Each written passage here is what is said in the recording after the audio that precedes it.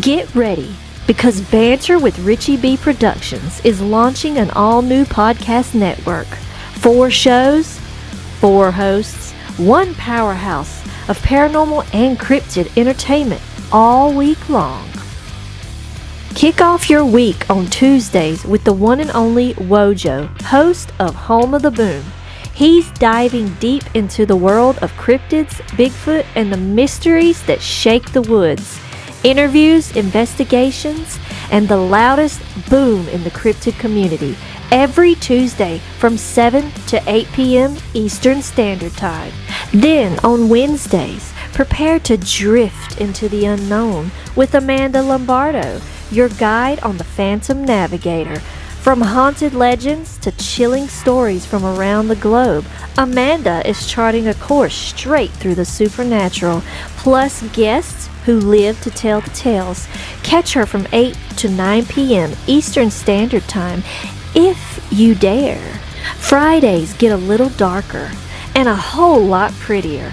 Join Sam from Sam's Pretty Paranormal, where makeup meets the macabre. It's Sam After Dark, spooky storytelling, and her fan favorite segment, Cooking for the Dead. Tune in every Friday from 9 to 10 p.m. Eastern Standard Time for glam, goosebumps, and all things ghoulish. And every Saturday at 6 p.m. Eastern Standard Time, the flagship show returns, Banter with RichieB Live, featuring RichiebB and Wojo. From updates to investigations to wild discussions, this is the core of the network. Raw, real, and always unpredictable. Spend your Saturday evenings with the duo that started it all. 4 nights of content, 4 incredible hosts, cryptids, ghosts, glam, stories that will keep you on the edge of your seat. This is the Banter with RichiebB Podcast Network.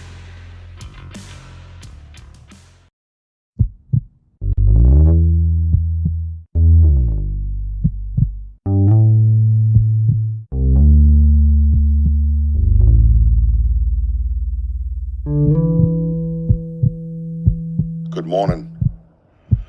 Welcome to Banter with RichiebB Live.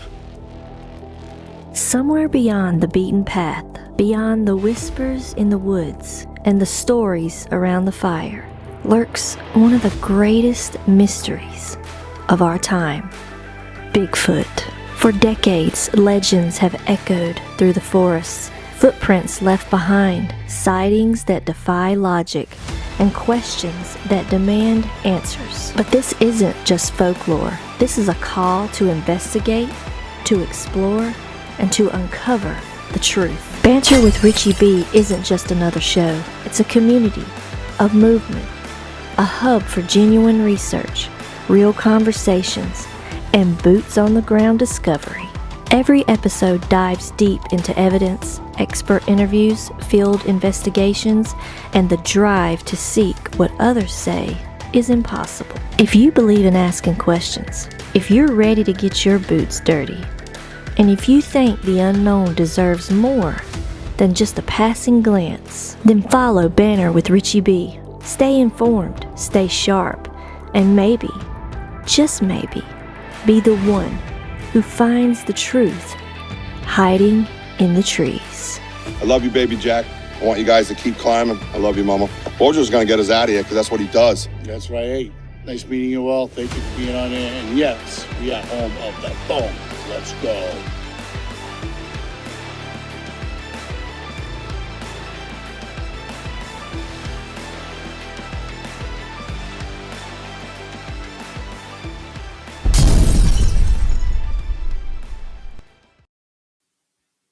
Hey, what's up, everybody? Everybody hear me okay? Because you know that thing does that, right? Welcome to Banter RichiebB. We are live, baby. Check it out. The studio is coming together. I got a wall out front, finally. I'm waiting for a bucket of screws to get here, by the way. Bucket of screws. That's pretty cheap for a bucket of screws, to be honest with you.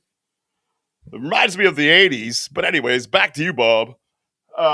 Check it out, everybody. We have our friend, Mr. Paul Fraizer here from Western Ohio Bigfoot Research. This guy's a nut.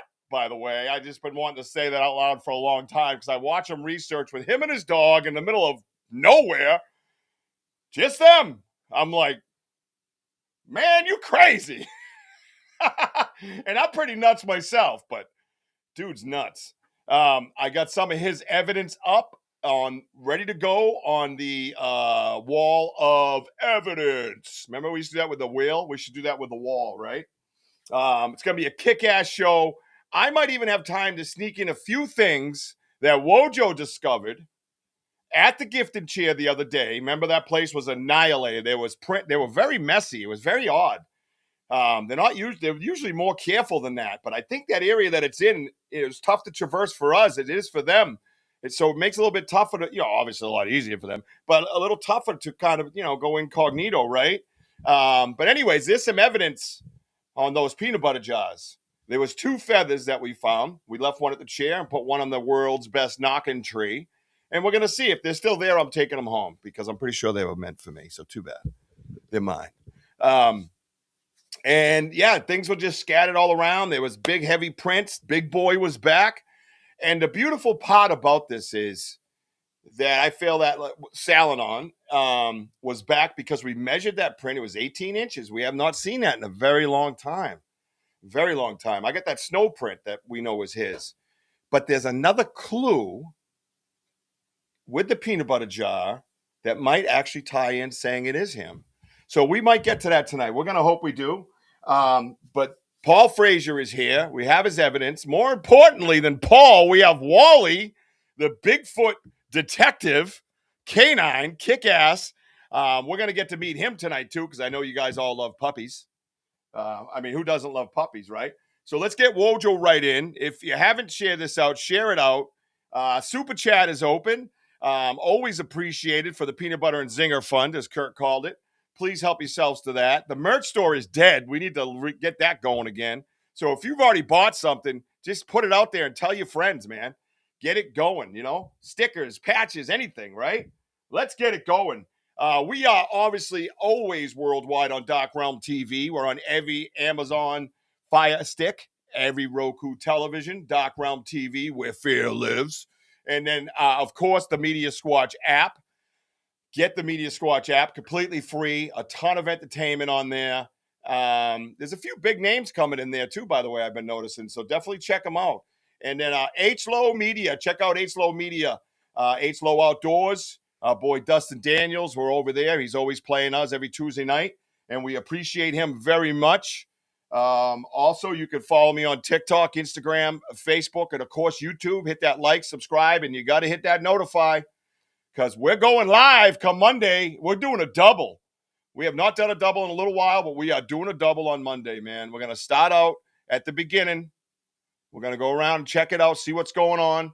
I really want to discuss a gifting area over there. I really do. I think I want to go into the dead zone and set up a gifting area. I'm just saying, that's just me. It's just a matter of how much can we frequent it, right? Do you leave something there for 3 weeks because you haven't gotten back, But we'll talk about it and see what we can do. That's definitely something as an option. Let me know your input on that, how you guys feel about that. Of course, you're not doing the footwork. It's a little bit easier for you to decide. And then we're going to be going back over to the zone, all right? We're going to head over there, and we might be there at, like, dark time, too. So you know what happens after dark, right? Huh? Gets a little crazy over there, So check us out. If you're here now, please share it out. Wojo's coming in to say hello, and then we're going to bring in our guest. Happy Saturday to everybody. I hope you had a great day. I had a week off last week. Much needed, I might add. The network is doing awesome. The BanterWithRichieB podcast network, absolutely kick ass. I'm watching the numbers go up. The shows go up. You guys are supporting everybody. Thank you so much for that. It means the world to us. If we can expand it and push it, thank you. Do what you can, right? If you see somebody you know them and you're like, hey, you like podcasts, check these dudes out. They're all nuts. You know what I mean? Get us a hookup, right? Much, much appreciated. And like I said, we have a new podcaster coming in, and I saw her in the audience. Miss Jean Tewksbury has been sitting in on meetings with the podcast crew. She sat in her very first meeting the other day, and she's been working with Restream on her own, and she's getting up to par before we launch. And 2 weeks before we launch, you guys will start seeing the promos. And I know you're going to want to help Gene out because Gene is an amazing researcher with a plethora of knowledge. So, and she says, what the hell a lot. And that's always a good time, right? So share us out. Let's get Wojo in. We're going to say hello and we're going to get this show started. We are going to interview Paul for a little while, get to know Paul. You guys had some questions from his last visit where he was kind of reviewing our evidence. Now we're reviewing his evidence and some of the stuff I found, man, on his page. I didn't show him. He don't know what I have on the wall of evidence tonight. I don't do that. I want it to be organic. I want to know exactly what's going on, exactly what you say. When I put it up there, I want to know everything, right? But I want it to be natural. Just be natural, organic, right? That's what I love. All right, cool. Enough of that nonsense. That's right, Jim. Hang on a minute. Oh, yeah, I'm a rock star. All right, here we go. Let's do this stuff. Let's see what Donkey's up to. Hee-haw. Oh, Donkey. Oh, boy. Here we go. What's up? Boom! Oh, by the way, it's double weekend. Boom! Because we are going out doing that double on Monday. I can't wait. Double. The double. Let's say hi to everybody. I pulled my TV off the wall, by the way. As you can see, it's right next to me because my friend Martin's going to bring me down a 55-inch someday. Or I'll meet him halfway. That's only fair, right? I mean, if I have a car that'll make it, I'll go. I'll pedal. Yeah, that's what I'll do. Good luck. Yeah, I won't pedal. Is this thing on? Can you hear that? I can't hear my mic. I can hear it, Bill. Oh, you can? I can hear it. Oh, I must have turned my reverb way down. I like how Sam's like, Wojo. Oh, shit. All right, let's go. Let's see who the first. Let's go. Oh, look at the first one in is Mr. Ernie Davio. Right there. There's the stuff. Right there in my house, in my podcast studio, which is looking awesome. Did I mention? This place is. I love it. What's up, Ernie? It's like a little piece of solitude, Solaskable. If that was a word, it would be amazing. Somebody get on that. What's up, Ernie? What's up, Mr. Kenneth Wilkinson? Hello, good to see you. I really should turn my reverb up a little bit because I don't know if I'm yelling, but I usually yell and everybody's used to it, right? Mary's here. Love you, Mary. Hello, Mary. Let's see. Oh, order something from your store. Can I send you a check? Whoa, I really like the Sam. I don't know what Sam has, but they're drop ship usually. Usually you have to order off the site. I don't know if that's the way Sam does it or not. But you can use, typically with drop ships, you just use your debit card. Perfectly safe to do so. So a little insight. And we got a lot of good merch up, and we're trying to get everybody's merch up. And we're talking about having the podcast network as a whole. We have our own merch. So you guys can check out all your favorite podcasters right here, and you can wear them on some cool shirts. Because it's not just like shirts. They're actually cool. Like a buddy of mine designed this for me. He's local.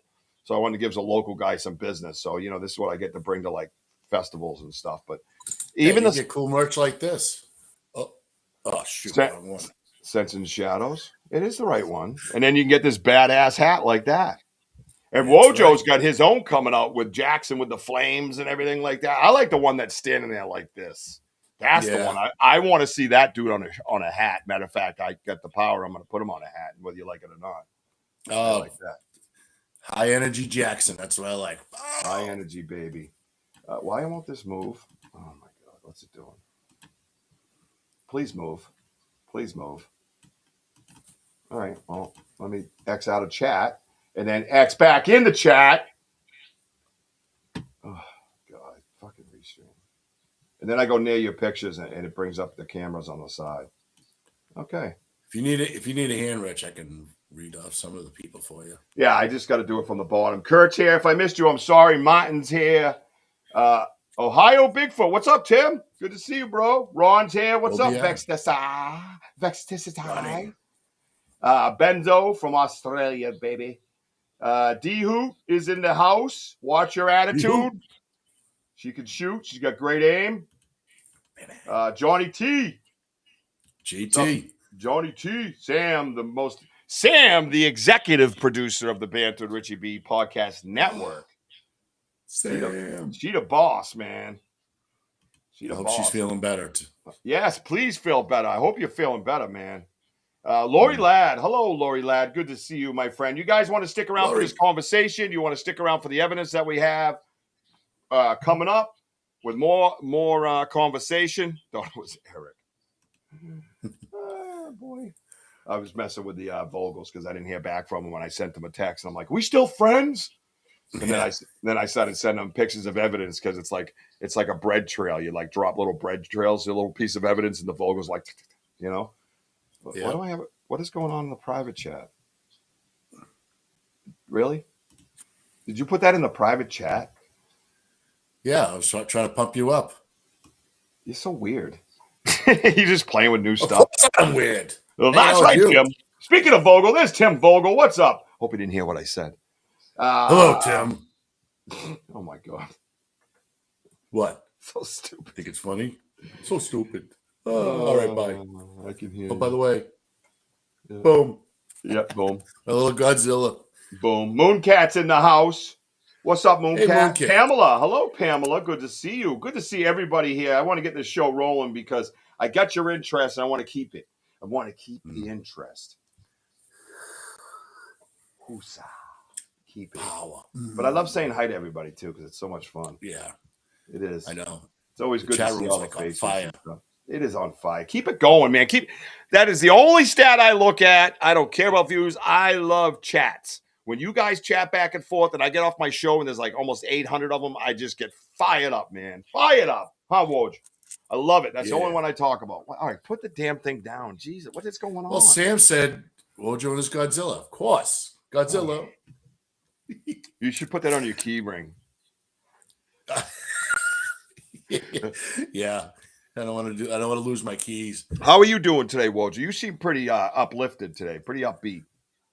I am, well, as you were talking about earlier. Yeah. I mean, because look, I got the itch. Can't wait to go back out in the woods, first of all. Let's go. And Richie was like rearranging his studio and everything. So I'm like, I can't wait for going out. And then he was showing me pictures of the peanut butter jar and stuff like that of old evidence. I'm like, you know what? I want to go over my backpack in the truck and start get our evidence from the other day.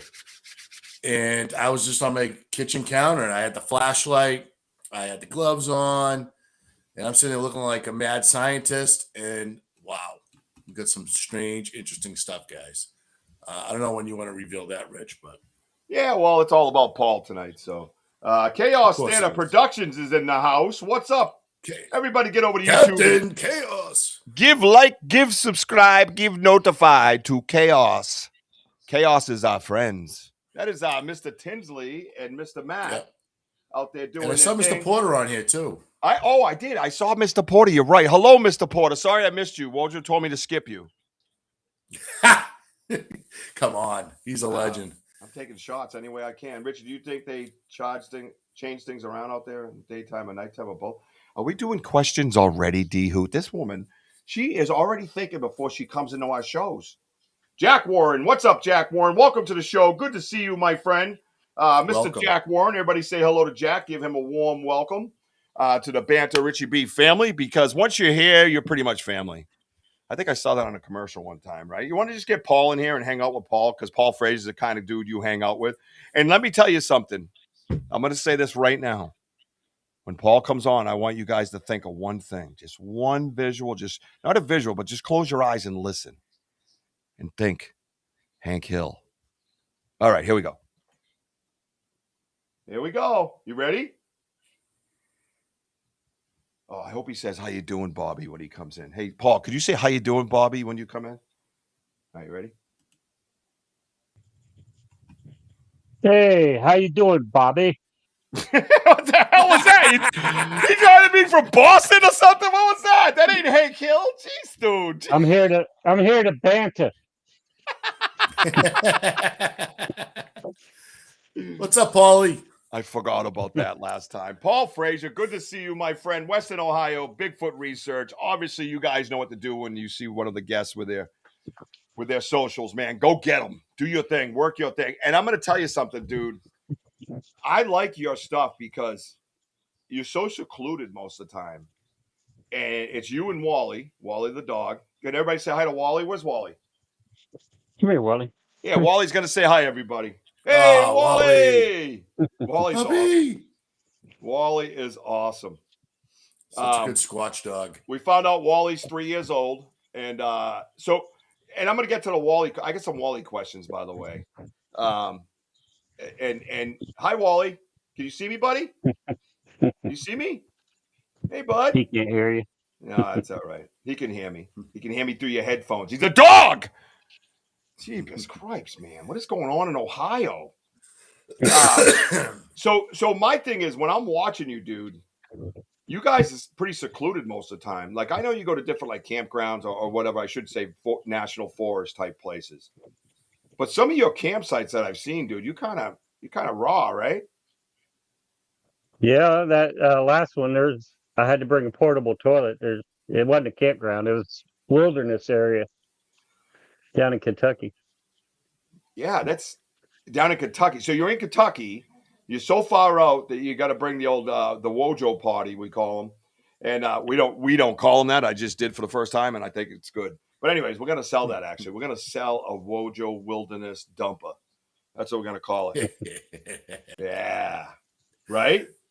Let your mojo go in a Wojo. You know what I mean? Huh? Yeah, I like it. I like it.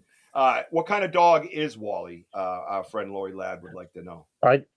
I think that he has miniature Doberman and possibly black and tan coonhound is what I'm thinking. He's from West Virginia.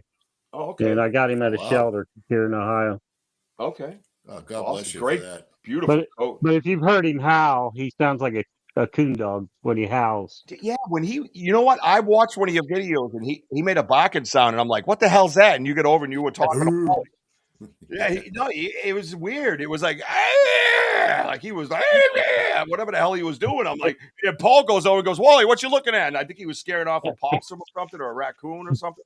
Oh, yeah. Yeah, it was a possum. Yeah. Do you call them opossums in Ohio? I just call them possum. Well, you call Ohio. You call Ohio. You don't call it opossum an opossum. Opossum. Yeah.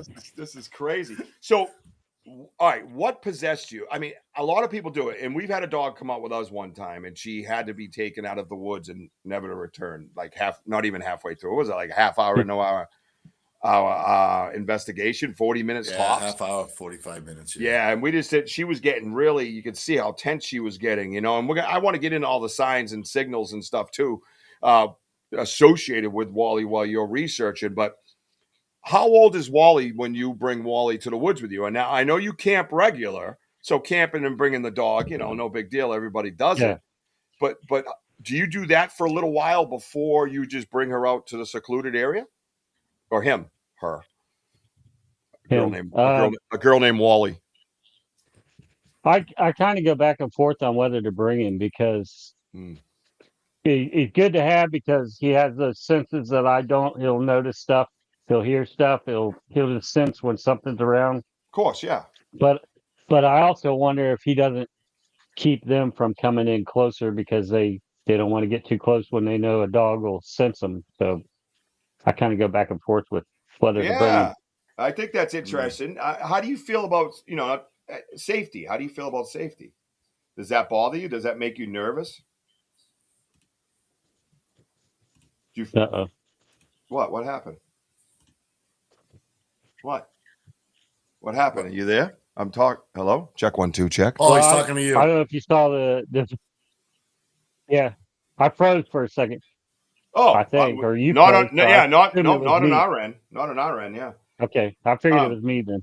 Yeah. So, how do you feel as far as like safety goes with him? Do you feel like he's okay? Are you worried about him running off when he, I don't worry about him running off. He stays right with me, but I don't know if you saw the one where I was out there and there was I heard coyotes, so I called him over to me, and then I heard another pack on the other side of, so I was in between 2 packs of coyotes. Oh boy! And I was a little worried about it then because you don't know if they'll go after him or not. But Right. Depends on how hungry they are.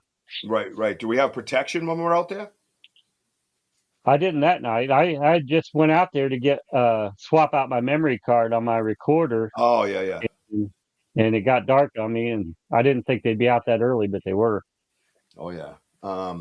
That's a great question, D-Hoot. That's, staying on the Wally thing, what kind of signals does he give you? Does he whimper? Does he just bark? Is he kind of a pointer? Like, what does he do? Well, there's times where he'll just like stick right to my leg. Most of the time he's wandering all over the place, sniffing everything. I mean, he doesn't go too far. He always stays pretty close. Like if I see something interesting, I'll stop, be taking a picture, just looking at it, and then I'll look back and he's sitting down there waiting on me. He doesn't go very far, but there are times where he'll just stick right to my leg. So where I guess he must sense something. I was a little nervous down in Kentucky because down there you got bear, mountain lion, bobcat, coyotes. Yeah. So I had to really keep an eye on him. Well, that's what I mean when I say protection, because a lot of people don't, like the protection with Bigfoot and stuff, people get a little uptight about that stuff. 16 gauge with me there, and I usually carry bear spray is what I usually have, but yeah, because I'm not worried about Bigfoot, but if I was in an area like you guys, we don't have any of that stuff, I do believe the cats are making a comeback, to be quite honest with you, and we actually have some evidence of that being a possibility. But does D-Who wants to know, does Wally sniff out prints yet? No, I haven't seen him do that. My the dog I had before him, you would have liked him. He was like a miniature Rottweiler. His name was Tank. He was like all muscle. He was small though. He's like knee high, but he was like all muscle, like a Rottweiler. And there was one time where I took him over there, and he was running down the trail, and he just slammed on the brakes and started smelling the ground for a minute, and then he went on. And by the time I got up there where he was at, I looked and it looked like a print right there. So, he picked something up. And he found I have a picture of a dead coyote that he found. I walked right by it. It was off the trail a little ways, and I didn't even see it, but he found it. Yeah, that's huge, man. What's that? Yeah. In him. Paul, so what is like the furthest point from your campsite, from your or from your camp on your investigations when you bring Wally around? Like distance wise, how far have you gone with Wally, and how's Wally's energy for the day? Like, is Wally like still like pretty upbeat or pretty much drained? Like in an hour, 2 hours. Down in Kentucky, that was a mile hike that we did down to the bridge, and there was that one point where he ran up on this ridge. On one side of the trail is like straight up, and on the other side is straight down. And he went up on the ridge part, on the high part, and there was like a cave up there. And I was worried. I didn't know if there'd be any bears denned up right now or not. Yeah. So I kind of called him back, and he started to come back. Well, he started coming down the hill, and it was like a rock drop off right there. And I don't know if there's a video I put on my channel. I said Wally the Wonder Dog, because he ran down a little ways and got on this big log, a big tree that had fallen. He ran down that tree and jumped off. I thought that was pretty funny, but he had me worried. I thought he was going to try to come down that rock face, and that would not have been good. But no, I yelled stop, and he kind of went on the other way. Yeah, see, that's what I always wanted, because I love the benefits of having an animal. You know what I mean? With the extra senses and things like that. And Wally's just 3, you said backstage. So, 3. I think you guys are going to adapt to different types of signaling and things as he grows older. You know what I mean? I think that's just a natural process. You know what I mean? You can't help it, right? And then Benno says he wants to know if you can, could you put some spiky leather armor on Wally to protect him from the critters? I do want to get him. They call it like a coyote collar that has spikes on it, because they always go for the neck. Right. I do want to get him one of those. I'd feel a lot better if he had that. Yep. Yeah, we got links coming up. But yeah, Sam, if you got a minute to put up the link, that'd be great. But thank you very much. Appreciate that. That's D-Hoot, our other producer. That's pretty good, right? And to answer the rest of Woja's question, once it gets sundown, he's ready for bed. That's Yeah, Hank was the same way. As soon as yeah. the sun goes down, he's ready to sleep. Oh, you must run them ragged, man. I mean, for a little dude like that Yeah, out there running around, and plus the energy if you're running into things. I know, like yeah. the other day, I came home and I was drained, man. There was something around us at all times. It was constant movement, constant sounds, noises. Then the lights hit, and we're watching the lights, and oh my god, dude! And by the time you leave there, you get home and you just feel like you're zapped almost every time, and not really like zapped because zapped lasts about 3 days, but Yeah. but for me, anyways, twice I had it. It was almost almost 4 days exactly. I always see the number 3.75 in my head when I got zapped. For some reason, that's what it felt like. By the fourth day, I was just about normal. But anyway, so he must take in a lot of that energy too. You know, when you do find things. Have you been flanked with Wally at all? Do you have you ever been flanked first of all at all? Out there researching, like where there's movement around you, things like that. I mean, you seem like you just kind of chill though. You know what I mean? I'm like, you're just like, hey, what's up, Hey, Bigfoot, how you doing? you know? Yeah.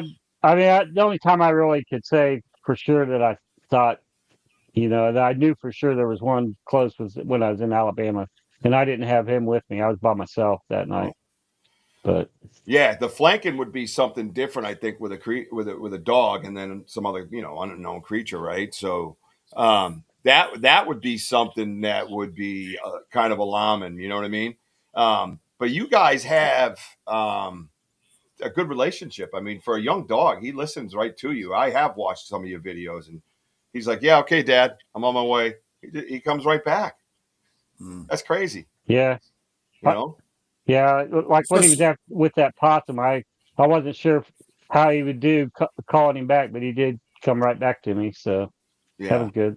He's not really much of like a dog that will go after him. He'd just bark at him. He won't, Yeah. like try to kill him or anything. No, right. He'll let you know where they are. I think Yeah. he just would let you know. Like I've even thought of bringing my dog out, but he's a fluffy little bitch. Anyway, Well, he's got little what he legs was though, doing Rich. that. yeah, I could put him on my I back. think he was just kind of warning me, hey, there's a possum, or that's what it seemed like. He was just like warning me, hey, there's a threat over here, this possum. And then when I went back over there and saw what it was, and he came right to me. So Yeah, that's awesome. maybe just That's awesome. Kurt says, I wonder if dog urine would upset or make Sasquatch more curious, just being, I don't think there's too many wild dogs probably not familiar with that scent. Well, I don't know. I mean, would the scent be different compared from a wild dog, a coyote dog, based off of diet? Right? I mean, I know the dog next door's treats is broccoli. We all know what broccoli does to urine. You know what I mean? I'm sure, Bigfoot doesn't have too much broccoli mocking around trees while he's out there, So, yeah, I think that's a good point, and I'm sure they would notice. They notice everybody's scent, I think. D-Hoot says, you got a lot of questions rolling in, and I knew you would, brother. He done the night investigations, and have you seen lights like we see lights? Yeah, I've done a lot of night investigations out in Oklahoma. I was out there several times in Ouachita National Forest, but I never did see or hear anything. I was out there about 2 a.m, like 3 nights in a row. Mm-hmm. I didn't take Wally. I was by myself. And then Yeah. when I went to Alabama, what had happened was we went to my grandson's. They do Bible quizzing where they memorize scripture, and it's pretty amazing how well they memorize stuff. But it was in Pensacola, so we went down there. I used it as an excuse to go Bigfooting, but told my wife, "Hey, we should go down there, show our support and everything." So we went down there to Pensacola and stayed in a B&B with my son. And the last night I drove up into Alabama. I was going to go to the national forest there, but when I was looking at the map, there was a place called Boggy Hollow, and I was like, "Oh man, I got to check that place out." There's a wildlife management area, and I went there first. I got there; it was like an hour drive from Pensacola up there, and I think the tournament was over about 10:30, so I didn't get there till it was close to midnight when I got there, and I just by myself, and I walked around in there for a while, about an hour, and I never heard nothing, didn't see much. And then right before I ended up leaving, I saw a light, just a single light, and I thought it was like from a porch light or security light at a house off Yeah. in the distance. But the next day I looked at a map and there's no houses anywhere around there. It's nothing but woods. Mm. And I saw it. It was bright. It was a white light, and it wasn't moving or anything. But I mean, it wasn't eye shine. I could see it plainly without shining a light on it. Mm-hmm. And that's why I thought it was a porch light or something. And then it disappeared. Well, then I kept walking. I kept walking toward it, trying to determine what it was, and it disappeared. And kept walking that direction, and then I saw it again, but it seemed farther away when I saw it the second time. And then it disappeared again, and I kept walking that way, and then I saw it one more time, and I just determined it was a porch light, and I ended up leaving. Mm-hmm. But now I don't think that's what it was. I think it was like looking around a tree that's what I was seeing, but I don't know. That sounds like kind of like what we deal with, right, Woj? The way he's talking about walking and it's still there. You know what I mean? Yeah, I mean, there's been plenty of times where, me and Richie just seeing the bright lights and then all of a sudden it disappears, but yet you move like another 5 feet and it's like a flashlight in your face. Actually, it's like that the last investigation. Mm-hmm. Yeah, real bright. Yeah, they're bright. It's real bright, but they tend to hide, stay low to the ground, go behind the bushes. So, yeah, they just don't want you to see them. I left there and drove to, it's called Seneca National Forest in southern Alabama. And I went there and same thing. I walked around there for quite a while and I did see some eyes. I saw some eyes shine. I heard something off to my left and I looked over and I saw two eyes looking at me over top of this tall grass. It was about 3 foot high grass. Ooh, nice. And it was looking up over it. And I saw them blink. They're looking right at me. And so I grabbed my thermal out real quick and looked with my thermal, and I didn't see anything. And then when I pulled my thermal down and looked, I didn't see anything. So I thought, well, it's probably a deer took off. So I didn't think much about it. I went a little farther and I heard something on the other side. I looked over and saw eye shine again. Got my thermal out. Yeah, it's a deer. So I thought, yeah, that was probably a deer too. So I didn't think much about it. I kept on going. And it was getting pretty cold. It was in March, and I was surprised how cold it was being in lower Alabama, just above Florida. But I was getting kind of cold, and I wasn't hearing anything, so I thought, well, I'm just going to head out. So I went to head back to the car, and I didn't realize I went the wrong direction. I was heading deeper in, and I saw these real tall bushes. I mean, they were taller than me, and I was like, I don't remember seeing them. So I got my app out and looked. Oh, yeah, I'm going the wrong way. So I was going to turn around. Well, I started heading back the other way, and I was going along those bushes, and I heard something and looked over and saw two eyes looking over those bushes. They're taller than me, looking right at me over top of the bushes. It was eye shine. Awesome. And I saw them blink, and I didn't have my phone on. I've been occasionally videoing, and I put it back in my pocket, get it back out. And I had put it in my pocket. Well, when I saw that, I grabbed my phone out real quick and I started videoing, and I didn't see him no more. And I said, I just saw eye shine, and I was talking about it. And then the next day, when I watched the video, I saw where it ducked behind a tree. I didn't even see it when it happened right there, but I saw it on the video.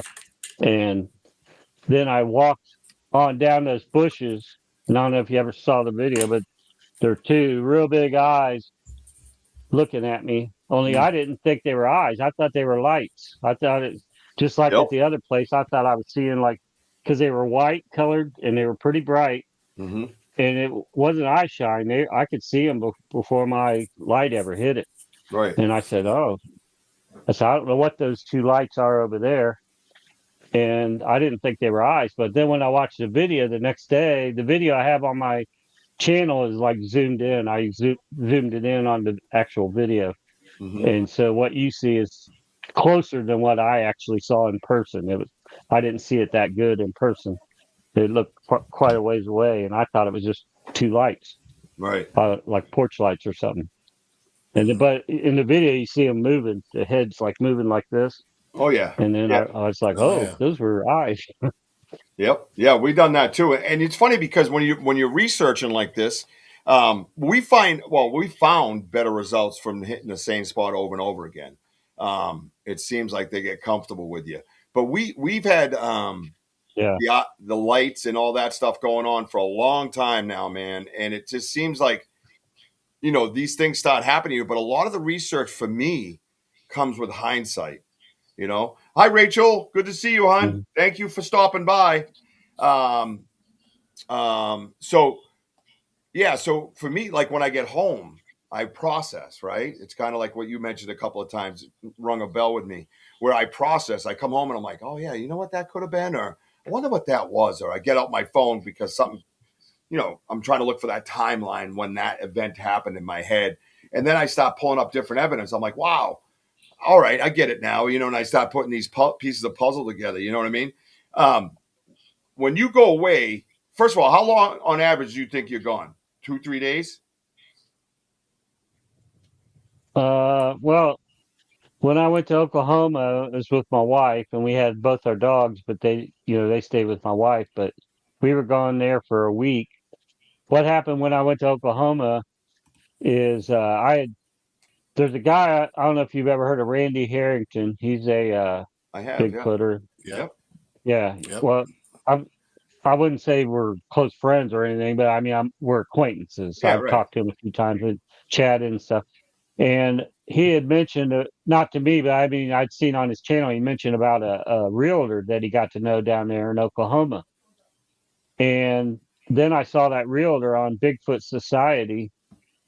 And so I saw what his name was. So I looked him up on YouTube or on Facebook and sent him a message. And I said, hey, I'm coming down to Oklahoma. Can you recommend some good spots to check out? Well, he offered to let me stay on his property in the Kiamichi Mountains, and I was like, "Oh, that'd be great." He had That's like pretty 80 cool. acres up in the Yeah. mountain. Well, right before I go there, we talked, and he said they had a lot of rain, and his property got flooded out. Yeah. He goes, "But you can come down and stay on my property where I live." And I was like, "Oh, okay." Well, he said he had 400 acres there where he lives. Damn. And so I went down there, and he's super nice. Him and his wife, we just hit it off really good. I played music, he played music, and we sat around the fire, did music together and stuff. And That's awesome. Anyway, he was just great. He had a side by side. He took me out quite a few times. In the side by side we went on. It's called the K Trail. It's pretty interesting. He goes through the Kiamichi Mountains, and he's a realtor. So what it is, the K Trail, it used to be, he said it was the trail that the wagons used to go going west. The horse and buggies, when they would go west, they would take that trail. And on that trail, that's where Area X is also, if you've heard of that in Oklahoma. That on either side of the K Trail is public, but on either side, they've been selling off properties. And we went to one, it was like up on the top of this mountain. And he's a realtor. He's got a key to the gates and all kinds of stuff. He goes, "Yeah, I just sold this property not too long ago. Well, take you over and show you." It had a real nice cabin there. You can look over the valley and just really nice. And anyway, just had a great time with him. And one night we were sitting around the fire, just playing music and having a good time. And it was about midnight. And he goes, "I think we need to walk down to the pond." I was like, "Okay, yeah, let's go." So my wife and his wife stayed up there by the fire by the house, and we walked down there. He had told me about the pond, but I didn't know where it was. It ended up being fairly close to where I was camping, and that's where he had a sighting. He saw a big gray one there one night. Wow. But so we walked down there to the pond. We didn't see anything, didn't hear nothing, and we went back. Then we went on to bed. Well, the next morning, since I know where the pond is, I thought, I'm gonna walk down there and look for prints. So I walked down there, and there's a trail that goes back through the woods, and then there's another side trail that goes down to the pond. And when I started walking down that side trail, there's a branch that's like twisted and bent down, hanging right in the path. It wasn't there the night before. So I went and told him about it. He come down, he's taking pictures of it and everything, pretty excited about it. But that's awesome. that was all that happened in Oklahoma. But yeah. So you go out. I mean, you're a significant camper. I know you came up to Cobble Mountain Critter Fest, and Tim says that Paul's an awesome guitarist. I mean, bad. Something you want to talk about? Something a little private shot going on there, huh? And Benno, thank you for that comment, brother. We do believe that this is a spiritual journey, 100%, and people are being placed. Check it out on YouTube somewhere. He's there. What do you have, a guitar YouTube as well? Oh yeah, I have a couple of guitar channels. I got one that's just my name, Paul Fraizer, but actually you probably can find it better. Put Guitar Man 504. Dude, where? All right, two things. One, my friend Rachel wants to see Wally again. Is that possible? Oh yeah, she loves dogs, and she wasn't right here. Of course she is. She wasn't Hey, here. Alpha Joe. What's up, Alpha? There he is, Rachel. He's coming up. Wally, say hi to Rachel. Say hi to Rachel. There you go, Rach. Huh? He's the dog around the world. He smiles when if I'm gone and I come back, he smiles, put a big old grin on his face. Yeah. Well, wait, time out. Sorry, go ahead, Rich. No, I had another. I'm sorry. Second part to the question. Where the hell's your guitar, dude? I got it right here. Well, jam something, man. What the hell? What are you talking about? I'm hearing how amazing you are, and I haven't heard it. And we're on the BanterWithRichieB podcast, and you're not going to play a damn tune? Yeah, let's go. That's what I'm talking about. I didn't know that was part of the program, but you play. Well, I don't have a program, bro. It's called ADD. Get with it. Have you played the guitar for Bigfoot in the woods? No. What? I mean, I played it sitting around the campfire a few times, I guess. But... Oh man. I'm gonna get a guitar. I don't care how bad I am. I'll fire it up. I don't know if you can hear it though. Oh, we can hear it. Yep. We can hear it enough for a podcast. This ain't, national TV. Wait a minute, I don't know how. Let's see if you take one ear off, you might be able to hear the tune. Yeah. You're welcome. I'm your producer. That's right, everybody. Welcome to the stage, Mr. Paul Guitar Man Fraizer. Wally's on drums.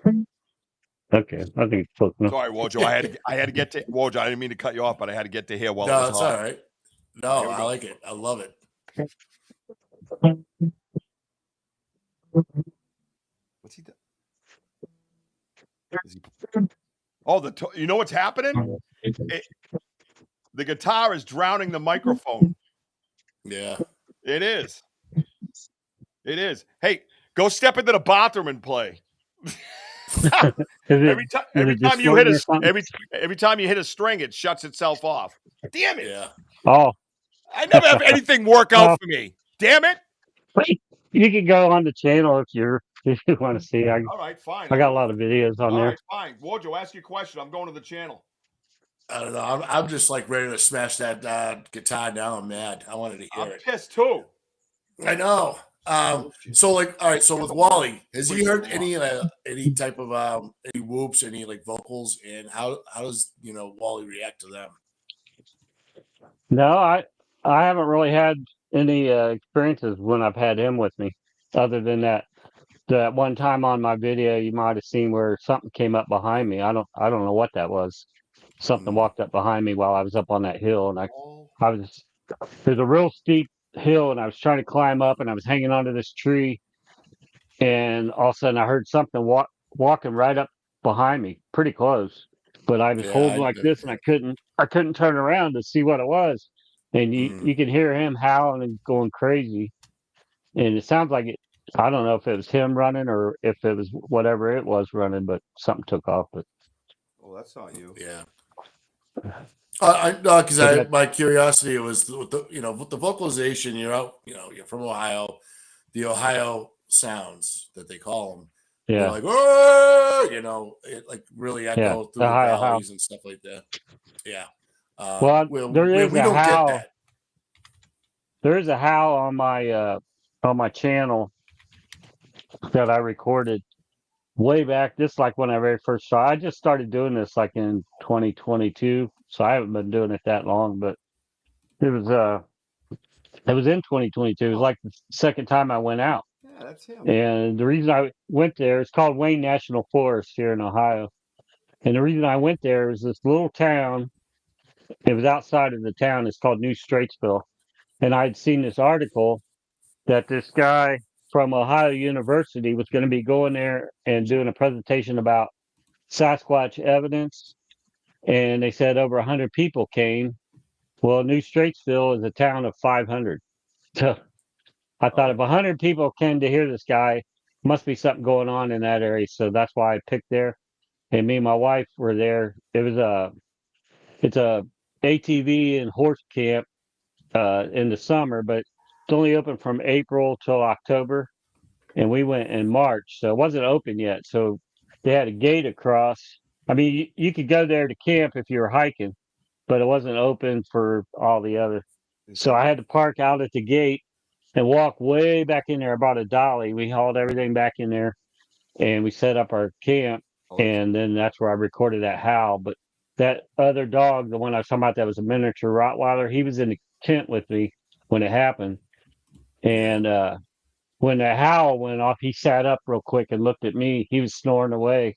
And he sat up and looked at me and just looked at me for a second. And I was all excited because I knew I had a recorder out there going. And I guess he determined it wasn't anything to worry about. He went on back to sleep. Didn't growl, didn't bark. Awesome, dude. Is that on your YouTube too? Did I see that on YouTube? Yeah, I did see that. Okay. Yep. I'm gonna give everybody a treat. Some of these are a little bit older, and I gotta. You look a little different there, buddy. I saw. Fucking Paul. I'm looking at it. Go, is that Paul? He just stopped like this when he said, "I got." The minute he said, "I got," he's like, "Oh no." Yeah. Is this you doing Separate Ways by Journey, Solo Guitar by Paul Fraizer? Oh, probably. Yeah, I do that. 14 years ago, you're wearing a brown shirt, nipples cut off. Yeah, that's all right. Good. That's probably it. Were you wearing leather pants? Yeah, of course he was. Underwears. Dante Elda and hi, Robin. All right, here we go. You ready? Can you see it? Yep. Yep, that's it. You ready to hear it? Yep.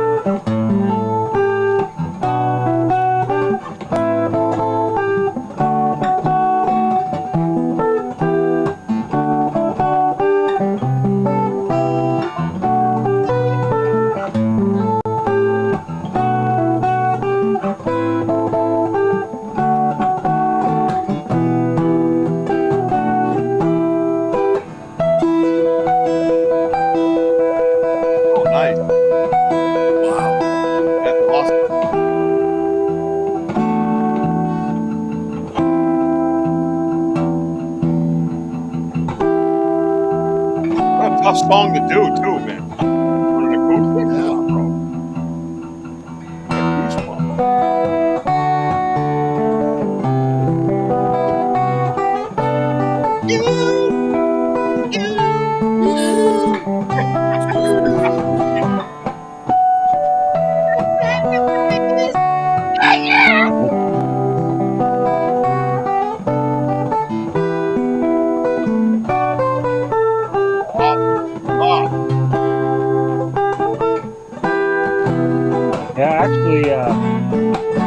Elder, as you call her, I sent her one of my CDs with a Native American flute. A friend of mine, Native American flute. Hold that thought. Yeah, you did, Tim. He is that. Hey, yeah, that's Tim Paul. I'll give you that, Tim. Thank you for letting us know, Tim. God, it makes it look so easy. Oh yeah, dude, that's a lot of hours right there. Let's make it. You had to have the beat where you hit the drum and do a little bit of the drum. You know. That's a lot of time sitting in a hotel room when I was working out of town places. Oh, right there. Oh wow.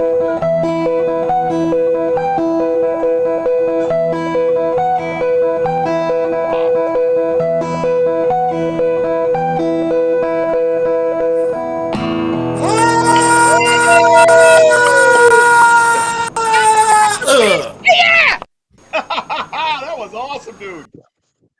Hey Paul, what was the signatures on the guitar? I noticed the. Yeah, I was People always ask me that, and then when I name who they are, nobody's heard of them. But Phil Kagi, he's Tommy Emmanuel. Probably never heard of any of them. Lawrence Juber. Lawrence Juber was the lead guitarist for this guy named Paul McCartney. Oh, that guy? And yeah, that guy. Yeah, right here, guys. That's the all. Where'd it go? There it is. That's the cover of the YouTube channel, guys. He's got 691 subscribers. We know what we need to do. That's what he looks like without his hat on, and 2008-ish, something like that. Yeah. Absolutely amazing. Dude, that's amazing, dude. Wow, what a talent you are. That's amazing, dude. See, this is what I love about doing interviews, right? Because as we go, right, organically that happened. Tim says something, I'm going to get to the bottom of it. I got to find out. I got to know, dude. You know what I mean? And Tim's not a hugger, so he doesn't give a shit about beautiful music. You know what I mean? He's a hardcore outdoorsman, I figured he would want some, maybe some death metal while he's chopping down a tree with a fork. You know what I mean? Right? No, it's awesome. Thank you. Yeah, what a talent, man. Thank you for letting us know that, Tim, and Paul. Thank you for letting us share that and being a good sport, because it's not it's not always about it. I don't want to always know about Bigfoot. I want to know about the person. Like, I didn't start out with the question, which I'm going to ask you now, but how do you get into Bigfooting, right? Now you see a guy, he's sitting there, he's jamming in hotels with his acoustic while he's on the road working or whatever, and he's getting better and better at it. And that's just an absolute skill you have that was just so fluent and beautiful. And then all of a sudden now you're a Bigfoot researcher, right? Don't you guys want to know what that gap is bridged? I mean, that's for me, once I get to know the person, I want to know how the hell did that happen? How did that happen, Paul? Yeah, that's probably like everybody. My age anyway, it was a Patterson Gimlin film when I was a kid, just seeing that it was a big deal back then. It was all over the news. I mean, it was a big deal. It was, believe it or not, I've told people this, and when I was a kid, I don't know, I was about 4 years old when it came out, and we went to a theater to watch, I think it was some Disney movie, and they showed the Patterson Gimlin film in the theater before the movie. Oh, interesting. Interesting. Yeah, it was. Were the Vogel brothers there back then? Were the Vogel brothers there? They might have been. Did you smell anything earthy and tree-like? Yeah. Did so you play like hippie music? I always had an interest from seeing that when I was a kid, and then I've kind of always followed it. I read a few books, and I read Sasquatch Meets Science. I think that's an excellent book for people to read. Say it again, Sasquatch. He gives a lot. Jeff Meldrum, Legend Meets Science is what I meant to say. Called Sasquatch Legend Meets Science. Yeah, I know that one. Yeah, that is a good book. He gives a lot of real good examples. Like people say, "Well, I've been hunting all my life and I never seen one." Well, he mentioned how many people have seen a wolverine. We know they're real, but how many people have actually seen one? Right. They're out there. Right. But so he gives a lot of good examples in that book. But so I guess that's what got me interested. Why do you keep cutting off the guest tonight? Are you okay? No, because it just are you cuts out. I thought it was done. Are you drinking coffee or something? What's going on? You gotta, what's happening? You all right tonight? Yeah, you want to fight? What's happening? Every time Paul talks, you're like, it cuts out. That's why I'm like, I thought he was done. Your damn headphones, you weirdo. What's going on? What am I? Cut out. Cut yourself out. I'll tell you My apologies. I'm just kidding. Relax. Back about it's probably been about 10 years ago now, but it was before I retired. I was working up by Cleveland. There's a nuclear power plant up there, and I was working there, and they had a triple wide trailer, and I was an insulator, is what I did for construction for a living. And what we would do in the nuclear plants, whenever they do an outage, they would want us to remove the insulation, and they would X-ray the pipe to see how thick it was every time they had the plant shut down, just to keep check on it, make sure how much it was corroding. And so what they started doing was we would make these removable uh, insulation pads so that it was easier to take them off and put them back on so they could X-ray the pipe. So I was one of the few guys that knew how to sew. So I was in a little office at the end of the guys trailer that with a knew how to sewing machine, sew. sewing up the pads. And these guys would go into the plant and they would take measurements, come back out, and they'd cut up the material and everything, and they'd bring it into me, and I'd sew it together for them, and then they'd take it in and put it on. Anyway, they're in there working, and in the middle of the trailer is this big giant table where they all were working, and I'm in the little office on the end. And they go, "Hey, Paul, come in here." And I said, "What? Why? What's going on?" And they said, "What do you think this is?" And these two guys from Louisiana. They were staying at a little cottage on the lake there. It's called Geneva on the Lake. It's kind of like a resort area in the summertime, but this was in February, so they got it real cheap staying there. And they said, "Last night we kept hearing this weird noise about 11 o'clock, and we kept looking out. We couldn't see anything, but we kept hearing it." He goes, "Then something slapped the side of the cabin so hard it shook it." Oh, nice. And while Oh, they're wow. telling me this, I'm getting on the BFRO, looking on there, and it said most recent sighting for Ohio, and it was there at that place a month earlier. I Oh, said, "Well, shit. look at this," and you just seen the look on their face when they saw that. They're like, "Are you Oh, kidding me? Here in Ohio?" And I said, "Well, I don't know. That's what it sounds Ohio. like." Ohio's like the Bigfoot capital of the world. I don't care about Alaska and all that PNW stuff. Ohio is what I always heard about. Always, it was always Ohio. You guys deserve that cred, man. As far as I'm concerned, man. Well, you're an interesting dude, and that's what I love about it. And sitting down with you and actually interviewing you as the person, then we can find out where the Bigfoot shit is. So now we know you did insulating and you sew. When you say sew, was it traditional sewing? Yeah, it was a sewing machine, but it was kind of different. The one I was using, So it's a it technique for was the job. the one I was using was like it was mainly like for pants, so you could put like a pants sleeve, the leg of the pants over it. It didn't have like a flat spot. It had like a long arm that I don't know how to explain it, but it wasn't like your traditional sewing machine. It was a little bit different. It was an industrial sewing machine, but Yeah. Ernie has to go. Ernie, good night, my friend. Miss you, brother. Hope all is hey, well with Ernie, you. thanks A for couple coming. things I just want to say real quick. Everybody that's new that came in, apologize if I didn't say hello. Robin Smith is here. Robin says I'm in Geneva, like 5 minutes from Geneva Lake. Oh, okay, yeah. Is that close to you at all, or is that close to you? Close to you? Nope, nothing. It was close to me, but it was Yes. Perry Nuclear Plant where I was working. I'm sure she's familiar with it. Well, I didn't ask if it was close to Wojo. Wojo, is Geneva Lake close to you? What is going on with you two tonight? Did you hang out without me before the show? That's what I'm saying, Rich. Am I being pranked? I'm being pranked, right? You guys are pranking me, aren't you? I ask a question, he stares at me, and you talk too much. What is going on? Who put him up to this? Is that Tim Vogel, didn't he? Vogel? Oh, that's why he brought up the little cutesy guitar talent thing. I'm on to you, bro. You're getting a hug next time I see you, and nothing you can do about it. Maybe you should put Mr. Paul Fraizer up on the stage, maybe during the Critter Fest. Yeah, this year, play a little. I think they're doing the research around round table this year. It's just researchers. Yeah. That's what I heard. And Dew had asked if you. I think you said Northwest Arkansas. Has he ever been there? Is that what you asked? It's way up there. I'm sorry, it got crazy in here. Northwest Arkansas, something like, for some reason I missed it, and I apologize. When I was there, like I said, I stayed with that guy in Oklahoma at Tallahena, And there used to be a Bigfoot museum in Tallahena, but she moved.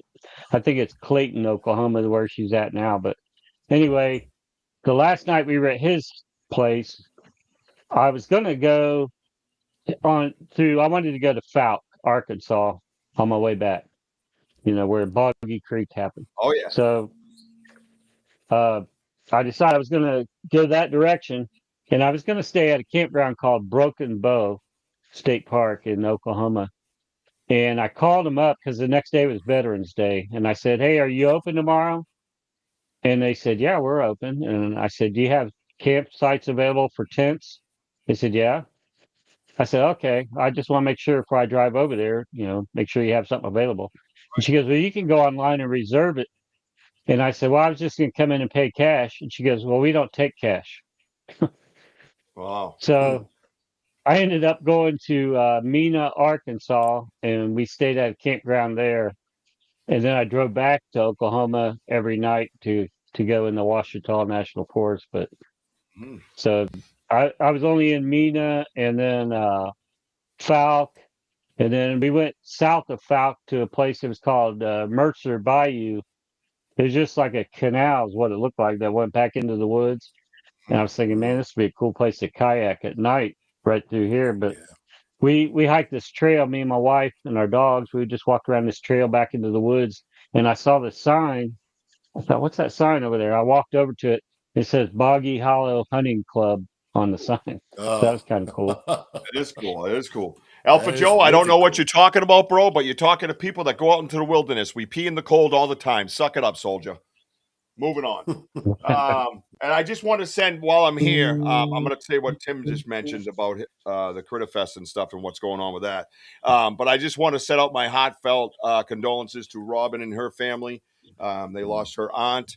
And we would just want to give you many blessings and much love. And you are surrounded with positive light, being in the BanterWithRichieB live messenger group that we all got you. So prayers to you and many blessings to your family, and truly condolences. Thank you for being with us and being our friend. So I just wanted to mention that. It was kind of eating at me. It's, I don't like that. Oh, where am I? Oh, so yeah, Critter Festival. Researcher Roundtable is coming this fall. So be prepared to drive, Paul. I'm sure they're going to want you there. That's what we were. And then I think they're going to do the every other year thing with the Critter Fest. That's a lot to put on. So the Critter Festival is in 27. Yeah. If you could reserve the commissioner's cabin now, please, sir. Thank you. And I would take a gas stove too. Thanks, appreciate it. Asking for a friend. Hi, Tiffany Peacock. How are you? So what do you think? You want to check out some of your amazing evidence? Well, I'm curious to see what you got. I don't know what you pulled up. Exactly. I'm curious to see.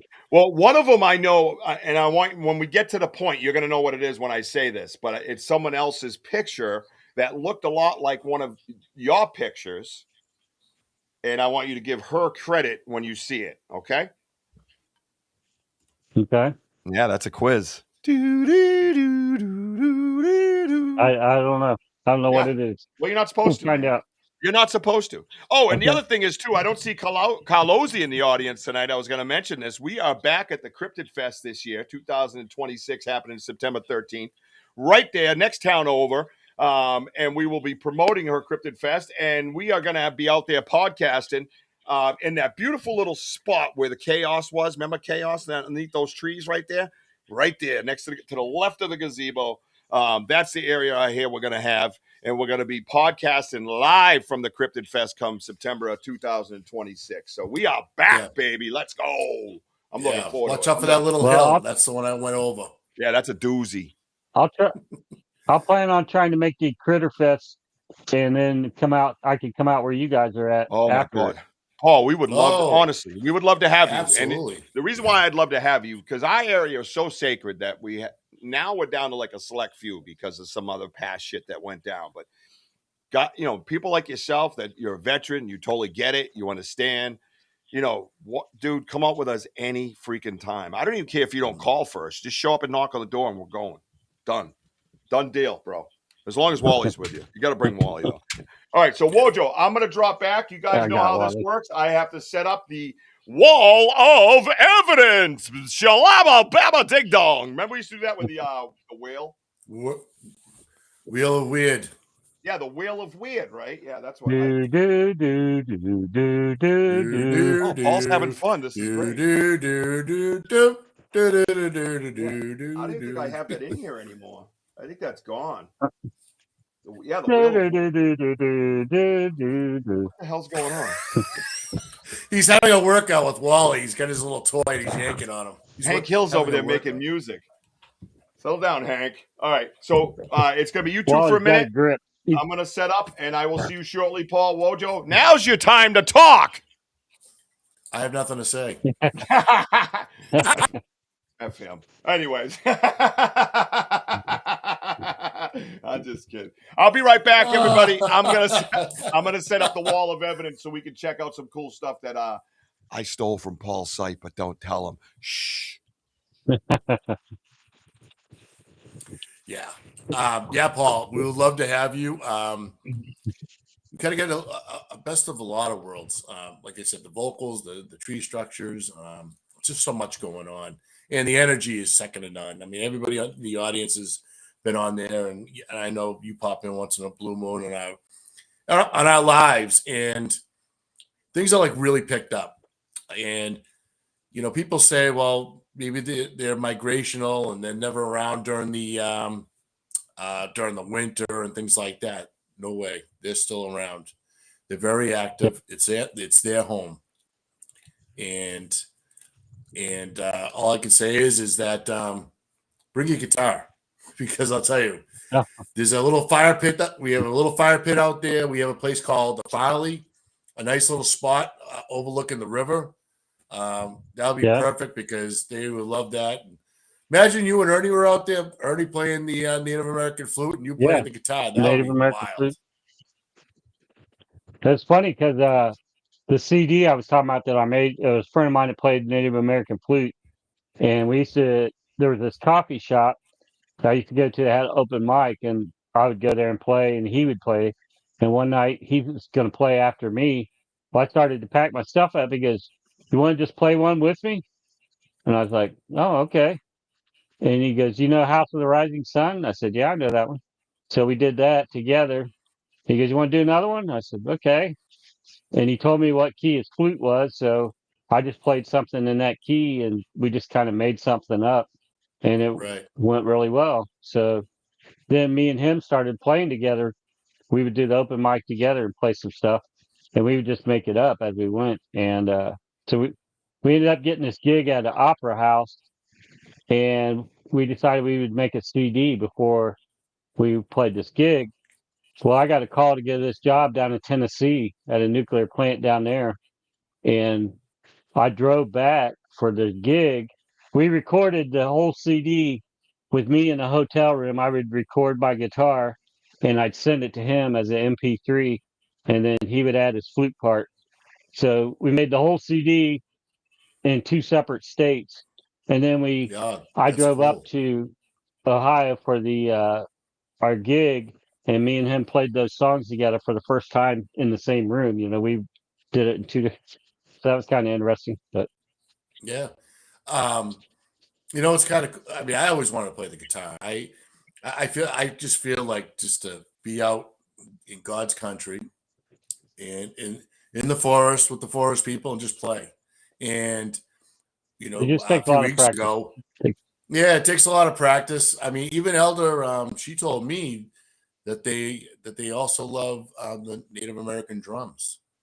So you get the flute with the drums. Oh, yeah. I mean, so I played that one night, and they came towards me and Richie, and it was like really kind of cool because they just love music out there, and so we played Native American drums. Well, played it. There he is.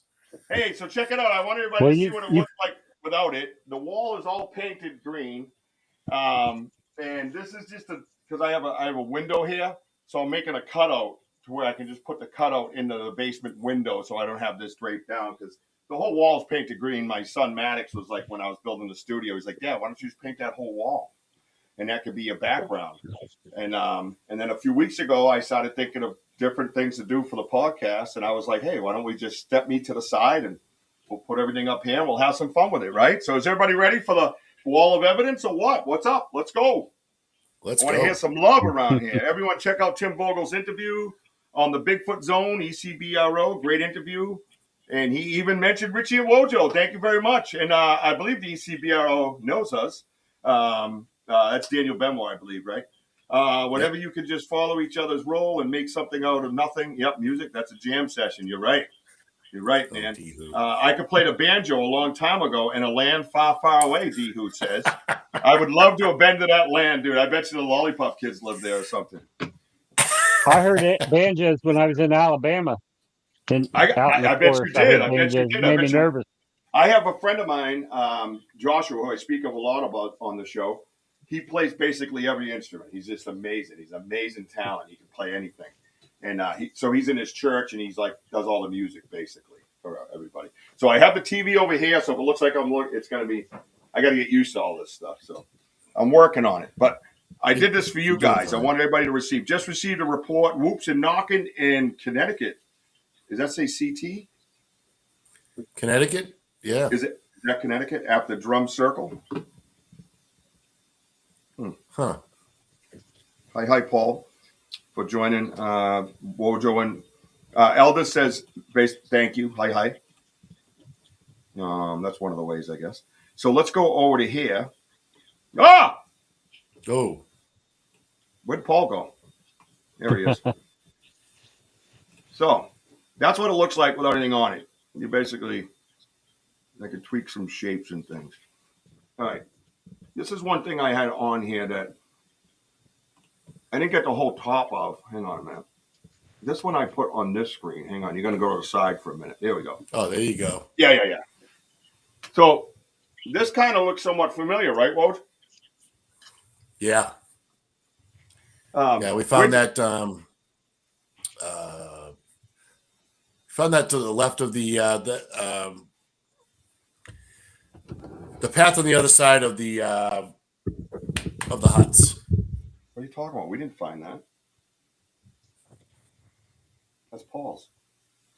Oh, is it Paul's? No, it doesn't look like mine. I'm sorry. It looks. I was thinking. Get off your damn page. It is yours. It's upside down. It was on Western Ohio Bigfoot, posted by Paul Fraizer. Are you guys all right? No. I swear to God, you guys smoked weed or something through the TV. All right, I'm out. I'm out of here. Jess, come do my show. I'm done. I'm leaving. I'm done.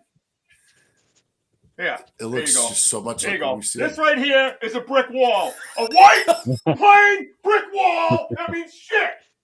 Thanks. Are we done? Is this your brick wall, Wojo, or Paul's? What the frig, man? I could never be a weatherman. Some shit would happen and I would lose it on the air. I swear. Vogel, I'm going to get you for this. This is another thing I pulled off of Paul's website. Yeah. It's a twist. Yeah, I do recognize that one for sure. Yeah. Well, that's good. Wojo, is this yours too? It kind of looks like it. Yeah. Good, Paul. Tell us where you got it. I do recognize that one. That is, I walked right by it. I don't know how many times before I noticed that it was a twist. I just thought I noticed it was bent over like 90 degrees. And then one day I looked at it, saw it was twisted. Yep. And the beautiful thing I like about this, and this is where the weatherman theory comes in, right?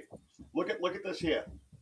You can see the flex. And one of the things you wrote in your notes, Wojo did not write it. You wrote it. I was on your channel. Yeah, sorry, Gene. If you're new here, it's kind of an occurrence of mine. Sorry. What you wrote, basically a discussion that we had about something that we found just like this, that it was twisted and then it grew back over it. Mm-hmm. Right? You guys remember this a couple weeks ago? Remember this? It healed. It healed. Yeah. That's the word you used. Yes. So look at you can see a physical twist, and then you can see the bark where it's trying to grow back still. Right? There's probably bark underneath it growing back, pushing it out. Right? I believe that's how it works. Yeah. Right? Oh, Jack's leaving. Sorry, Jack. Jack's new here. Sorry, Jack. My meds wore off. It does happen on occasion, but I'm out in the woods looking for a big monster that could kill me, basically. But he doesn't. He loves me. It's a whole long story. Good to have you, Jack. All right, there goes another one, and lost a subscriber. Oh well. So here we go. so this is what I love about this is you can see the fractures in it, and you can actually see that that's twisted. Like you follow these along, right? Now watch. I put two pictures in here because this one I love twists. Twists are just awesome because you need a thumb for them. Is this the other side? Yeah. So right here. So this is off the other pictures this side, and then this is the back side of it. So look at. Remember we were talking about the knots that heal. That I always thought. I was trying to explain this to people a long time ago that they break them when they're young and they grow up and it ends up looking like this. So that's the wound from when it was young, right? Mm. And then he twists it over here, and now it's pointing back here. Now, Paul, one question I had. Off in the distance, is that... I'm pointing to the TV like an idiot. Is this the other end of that? Do you remember? I couldn't tell in the picture. Yeah. It goes quite... There should be like 3 pictures of it, I think. Yeah, I took 3 of them. Yeah, they all don't fit. Let me see if Wojo's got any. Wojo, you got any of your twists that we can just put off as Paul's? Maybe? Nothing? Okay, go ahead. Yeah, it does go off that direction quite a ways. Yeah. Yeah, so that's wild, guys. See how we can see that? I wonder how long it's going to take him to break it. Yeah, break what? I ain't breaking nothing yet. Oh, I might break something. That's right. The one that looked like it had the Band-Aid. Yeah, I put on it with the tree fibers. Yes. Yep, the old ancient-looking ones. So what I love about this is that you can actually physically see now that we've enlarged it enough to where you can really see that this, to me, is not something that Mother Nature is capable of. Because this isn't a very thick in diameter tree, is it, Paul? It's probably about this big around. A little bigger than a broomstick. There you go. And how high off the ground would you say that is? That is hit, even with my head, about 6 foot. Okay, about 6 foot. So where in this process, let me ask you, where in this process does the ice overpower that tree along with the wind? Where in that process with a broomstick style tree at 6 foot going straight up, because you can see it was straight up, because where he's talking about, if this is at 6 foot, that's basically straight, right, Paul? Coming straight up, and then it starts to twist? Straight up.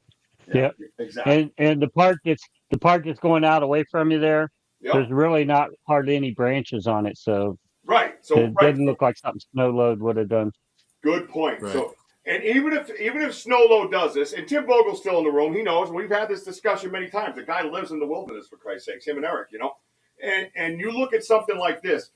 Where does the factor come in that the ice is building up on a straight tree, and the wind comes, and not only does it bend down because of the weight, but it starts to do this? When does that happen? Does the ice slide to one side and then refreeze, and then the wind like, what's the weather story here? Tell me the weather story on this twist that you could physically see was twisted. I mean, come on, seriously. To me, when I saw this on your page, I actually saw this a little while back, but I really liked it because, again, I'm a structure guy and I'm a twist guy. And you cannot tell me that the Magic Whirlywinds did any of this. No more or chew. Sorry, Auntie. I do get a little fired up with it. You're right. But yeah, there's the twist here. See, look at. You could see the physical fracturing of this tree, man. And you can see it growing back because it's different than here. And then you see the thickness come back up here. So this is a wound, right? As if a human got a wound or, something on their leg, right? Say it's someone's leg and God forbid they were burnt or something. And it's and it's re-healing, right? It's coming back. Now look at it. You can see the difference here. And then you see the difference here. Look at that. There's no way anybody can sit here, any naysayer, anybody who wants to laugh at me when I talk structures and tell me that this is natural. You can't do it. I've ruled it out. This is a 100%er, Wojo. It's like the interlocking X's that we find interlocked in trees. Interlocked, front, back. It just doesn't happen in Mother Nature. Nor does this. So if you're out there and you see this, something with thumbs did that. And something that's very strong. Because even though it's only a broomstick, you try twisting it. It's not happening. Awesome stuff, Paul. I love that, man. I That was absolutely. cool. Oh my god, I loved it. I was going to show you wardrobe structure, but you know, nobody knows where it came from, Paul. From my pictures on the internet. Definitely not. We don't have trees that size upside down. I wish. I wish. I'd be super. Let me see if I don't know if I can get the other one in. This one here, I don't think would fit. I'm gonna let Wally out. I'm within earshot. I'm just gonna move him, let him Yeah. know it. Yep. Okay. All right, so that's that one there. So here, I'm going to ask him about that Oh yeah. whenever he comes back. Yeah, right here. He's back. I'm Rich. back. No, it's all right. This hang on. that was that. Hang on, that was hang that on, salt hang pork. on, hang on. I'm still on structures. You were leaving. Okay. You were leaving. I got to bring Wally out. And I jump over to bring something else up, and you're like, yeah, I got that. What the hell's going on here, bro? That was in Kentucky. I saw that when I was in Kentucky. That was pretty wild looking. Well, I had a question for you with this. Is this all connected? Is that one tree? Or is that two trees meeting at the top? Do you remember? Let's look at it. I think that's two separate trees. Yeah, so look around me, that whole arch thing. Yeah, I see what you're saying. See what I'm saying? Isn't that wild? Yeah, it's pretty bizarre. Yeah, Yeah. I love it. I think it's awesome. You know, what an accomplishment in my Bigfoot career. That I could show structures and Tim Vogel goes, nice. Ha ha! We win, Mojo. Yeah. Yeah. Yeah, he's a skeptic about tree structures. You got to really wow him with something. I'm so excited, man. Well, it was again. I told the story before, but we went out to their area. They come to our area, and it's two different geographical, things going on from ceiling height to incline on a mountain. Totally different. So I totally get what they were saying. But then they come here and they totally get what we were saying. That was the cool part, Well, I mean, Wally, Paul. What else? Yeah. Wally, Paul. What else is interesting about this picture? Oh, is it a quiz? Yeah. Oh, what quiz? Well, I mean, it looked like when I first saw it, it looked like a couple of X's in a row. Is what I thought I saw. How about when I this? looked at it. Look at the thicker tree in the middle. All right. Thicker tree in the middle. Mm-hmm. Go down. Stop. Because it looks like it's upside down. That's right. It is upside down. Because look at that branch. Look at that branch. Good eye, Wojo. Thank you very little. Thank you for adding to the show finally.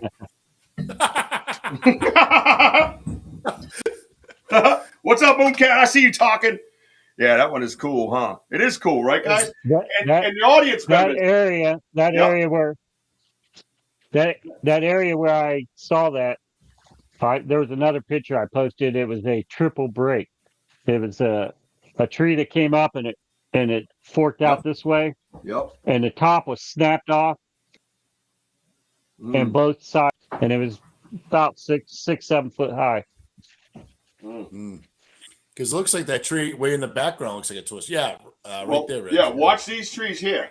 They look familiar, don't they, guys? Look at on my grainy ass, shitty lives. You can see these. And watch, I bet you they met up top. Look at. I bet you they met up top. I must be a weatherman to know that. Because, the weather did this. Right? And then there's this one here that meets them. Guarantee it. Every time. Guarantee it. We see that type of behavior all the time. Yeah, don't go anywhere. As you saw, we have prints coming up that are going to blow your mind. I hope they're Paul's. If not, I stole them from somebody. And we'll just act like they're Paul's, I guess. I hope you have the one. I hope there's one in particular. I'll see if that's what you got. Well, yes, if not, that is a pine. If not, which one's a pine? Oh, the upside down one? I don't know if that's a pine. Nah, that don't look like a pine to me. Hang on. Let me try this. No, I'm gonna see. Let's zoom in though before we say it. It's debarked. Yeah, I guess it could be a pine because of the lichen traces up top right. It's debarked. I got it zoomed in all the way, so I can't do much more than that. That is cool though. It's beautiful, man. Look, I can move it around so we can see some things this way, right? Look at this shit I got going on. Look at this. We can look all around this picture. Is this crazy or what? Look at that. Isn't that beautiful? And look, yeah, that is another tree. Now you can see that it's a different tree going up to that arch. I wonder, is that was it more of a canopy set up in there? Could they go in? Because it looks like it's really bunched up top with leaves and stuff. Isn't this great how we can scan around and just look at this stuff now? I love it. Look at that area, dude. Look at all the trees on the ground. Yeah. Oh, that's beautiful, dude. That's Daniel Boone National Forest. Oh, that's gorgeous, dude. Oh my God. It is beautiful. I'd be in heaven. Yeah, I love it. Good stuff, Paul. I like that. Yeah, I guarantee there's tons of braiding and everything up top with the skinnier ones, right? So I can almost guarantee that just by looking at it, man. Yeah, that is cool stuff. That makes it I'd beat 'em small. up. No, good stuff, man. Good stuff. I love how we can move it around and look at it now, and we can have some fun. So yeah, I would say that. What's up, BMO? I would absolutely say that that's a pine tree, just by the way the lichen traces are. But notice how it's like debarked and stuff. And like I said, I wonder if they do that to weigh it down. You know, to where the pine tree opens up as the water climbs in. They become very heavy. I've tried to move some of these I call leaners. This one's upside down. It's not exactly a leaner, but all the leaners I've seen, there's no bark on them. They almost look like a red type of wood, and a lot of them are pines. And I wonder when you take that bark off, the water gets in it and adds weight to the tree. So whatever structure they're trying to hold in place, that's one way naturally they can do it. And I'm just curious about that. I don't know what everybody thinks about that. Alpha, you going? Good night, Alpha Joe. Good night, Alpha. Pee inside, buddy. Put on the heat. Pine beetles do that to bark. So one thing I noticed with that, D-Hoot, long ago, I got close-up pictures of the high school when I first discovered it. And one thing that stood out to me was the bark. There was no bark on the ground. I noticed when bark dries, it curls up. When you peel bark off, like say you try to peel it off like this, and it's still wet, it curls towards the tree. And I did that. I was out there by myself thinking that stuff. And so I tried. I was like trying to peel a piece off. I finally got a strip off, and a whole strip came off. And you could actually see it just kind of sit right back down to the tree, even though I was peeling it off. But if it dries and it breaks naturally, you watch it go towards the sun. It just kind of dries out. I don't know. It's a little tidbit, you know. Tim Vogel, thank you for being here and adding to the show, brother. You are the reason we got the guitar to jam on. You know what I mean? See you, Tim. See you, Tim. Much love and many hugs, brother. Yep. Yes, D-Hoot, I will talk to my friend on the bark and other things. Yeah. The picture that Paul had before this, because we have a picture of that too, and I'll discuss that with him and show him those pictures. Yep. And BMO, good to have you back, man. We missed your critical thinking. We got plenty of critical thinkers, but it's always good to have you, you know. How can skeptics deny wood sculptures when literally every human ethnic group makes them? Ugh. I'm with you, bro. And if you missed that twist, you got to go back and see that twist, you know. Yeah, on a pine tree, if you're talking to me, D-Hoot, yes, they were pine trees that I was dealing with, correct. And I don't know what types of bugs that we have here might be different than bugs you have there, too. So, you know, who knows, right? And it's definitely worth researching further. All right, check it out. Let's go back into my backgrounds. All right, let's just hit them with this one. We already saw that. Is this a cat? Why is that so damn big? Is this a cast that you took? Yeah, I have it. And right then here. you 3D'd it? I use Scaniverse on it. That's Scaniverse. Yeah, that's what I use. Yeah, that's what we use. That was actually Jack Warren is the one that took me to that location where I found that. We all found it. It was at Salt Fork. That's amazing, man. Look at the definition in these toes, dude. Where are they? Over here? Yeah, they're over here. Look at the definition. That's the first cast I ever tried. I was pretty happy with how it came out. Wow, really? Mine looks like a lob of shit. Yeah. Well, I took one in Alabama, and it was along a creek, and there was so much little rocks and stuff. Mine was just a blob. Mine was too Can't deep. really make nothing out. Yeah, mine was too deep. See how deep that was? Yeah, it was deep. But you could see the like the bend in it, kind of. You know what I mean? That's the key. You get that bend going. You know, not quite as thick. Well, that's why I think you got a lot of definition out of it, because think about it, with thickness, you can get different shapes and things like that. Can you zoom around a bit, please? Okay. All right. Oh, you want to see it? No. I got to zoom around this for D-Hoot. She's my. Okay. She's the other. She's the other. I know. That's what I said. Sorry. All right. Let's see. That's as zoom as I can get. Yeah, those toes look. Yeah, that looks like a skeleton. Holy shit. Yeah. Yeah. What's up with that pinky toe? Yeah. It was there. I don't know why it didn't come out in the past. But that's just no. I believe that. It's just. What'd you use to cast it with? Was it regular plaster of Paris, or was it? Dental bone. The Vogels introduced us to is Hydrocal. It's an amazing tool, dude. It's an amazing tool. I love that stuff. I don't think I'd ever go back to plaster of Paris. Well, I really liked using the Scaniverse because when I was down there in Kentucky, I found a print and I scanned it. Mm-hmm. And after I looked at the scan, I realized it was a bear print. It wasn't a. Yeah, you can get everything. Yeah, it really helped me to determine what I was looking at. Yeah, do you think that's? I'm sorry, D. Who wants to know? You think that's female or juvenile? Like, what are you thinking? There were several prints in that same area. Of different sizes. Yeah, I mean, D-Hoot's kind of asking, like, is it female? I mean, it does look a little feminine. I'll give her that on that point. You know what I mean? It was right along the lake going, and they were heading over to the cattails. Oh yeah, I'm sure they like those too. BMO says pine beetles and larvae are edible as well. Good point, because if they're under the bark, guess who's going to get them? Just not the brightly colored ones. Nothing bright in Mother Nature is good for you to eat. Remember that. Nothing. Do not be fooled by pretty colors. That's the devil's work. It is small, 11 1/4. But now, where are you when you said you're by a creek? Are you guys way out in the woods? No, this was at Salt Fork State Park in Ohio, and it was along the lake. Mm-hmm. How did you get the separation in the toes? Did it just naturally pick up the separation? I don't know. You said you had some pictures of some prints. You might have a picture of that print. I very well. I don't know. I have some really defined ones. All right, so you're saying to answer that question, seek out the other print. Okay, I see what's happening here. All right. Mm-hmm. Pine bark and needles are excellent for hiding human scent, especially for hunting, by using their strong natural aroma to mask odors and blend into the environment. I'm going to do that next time I'm out. It's going to look that is very true, BMO. I cast this one, and I let it sit for probably 2 hours. And I came back with a shovel and dug underneath it. Mm-hmm. And dug it completely out and then cleaned it off.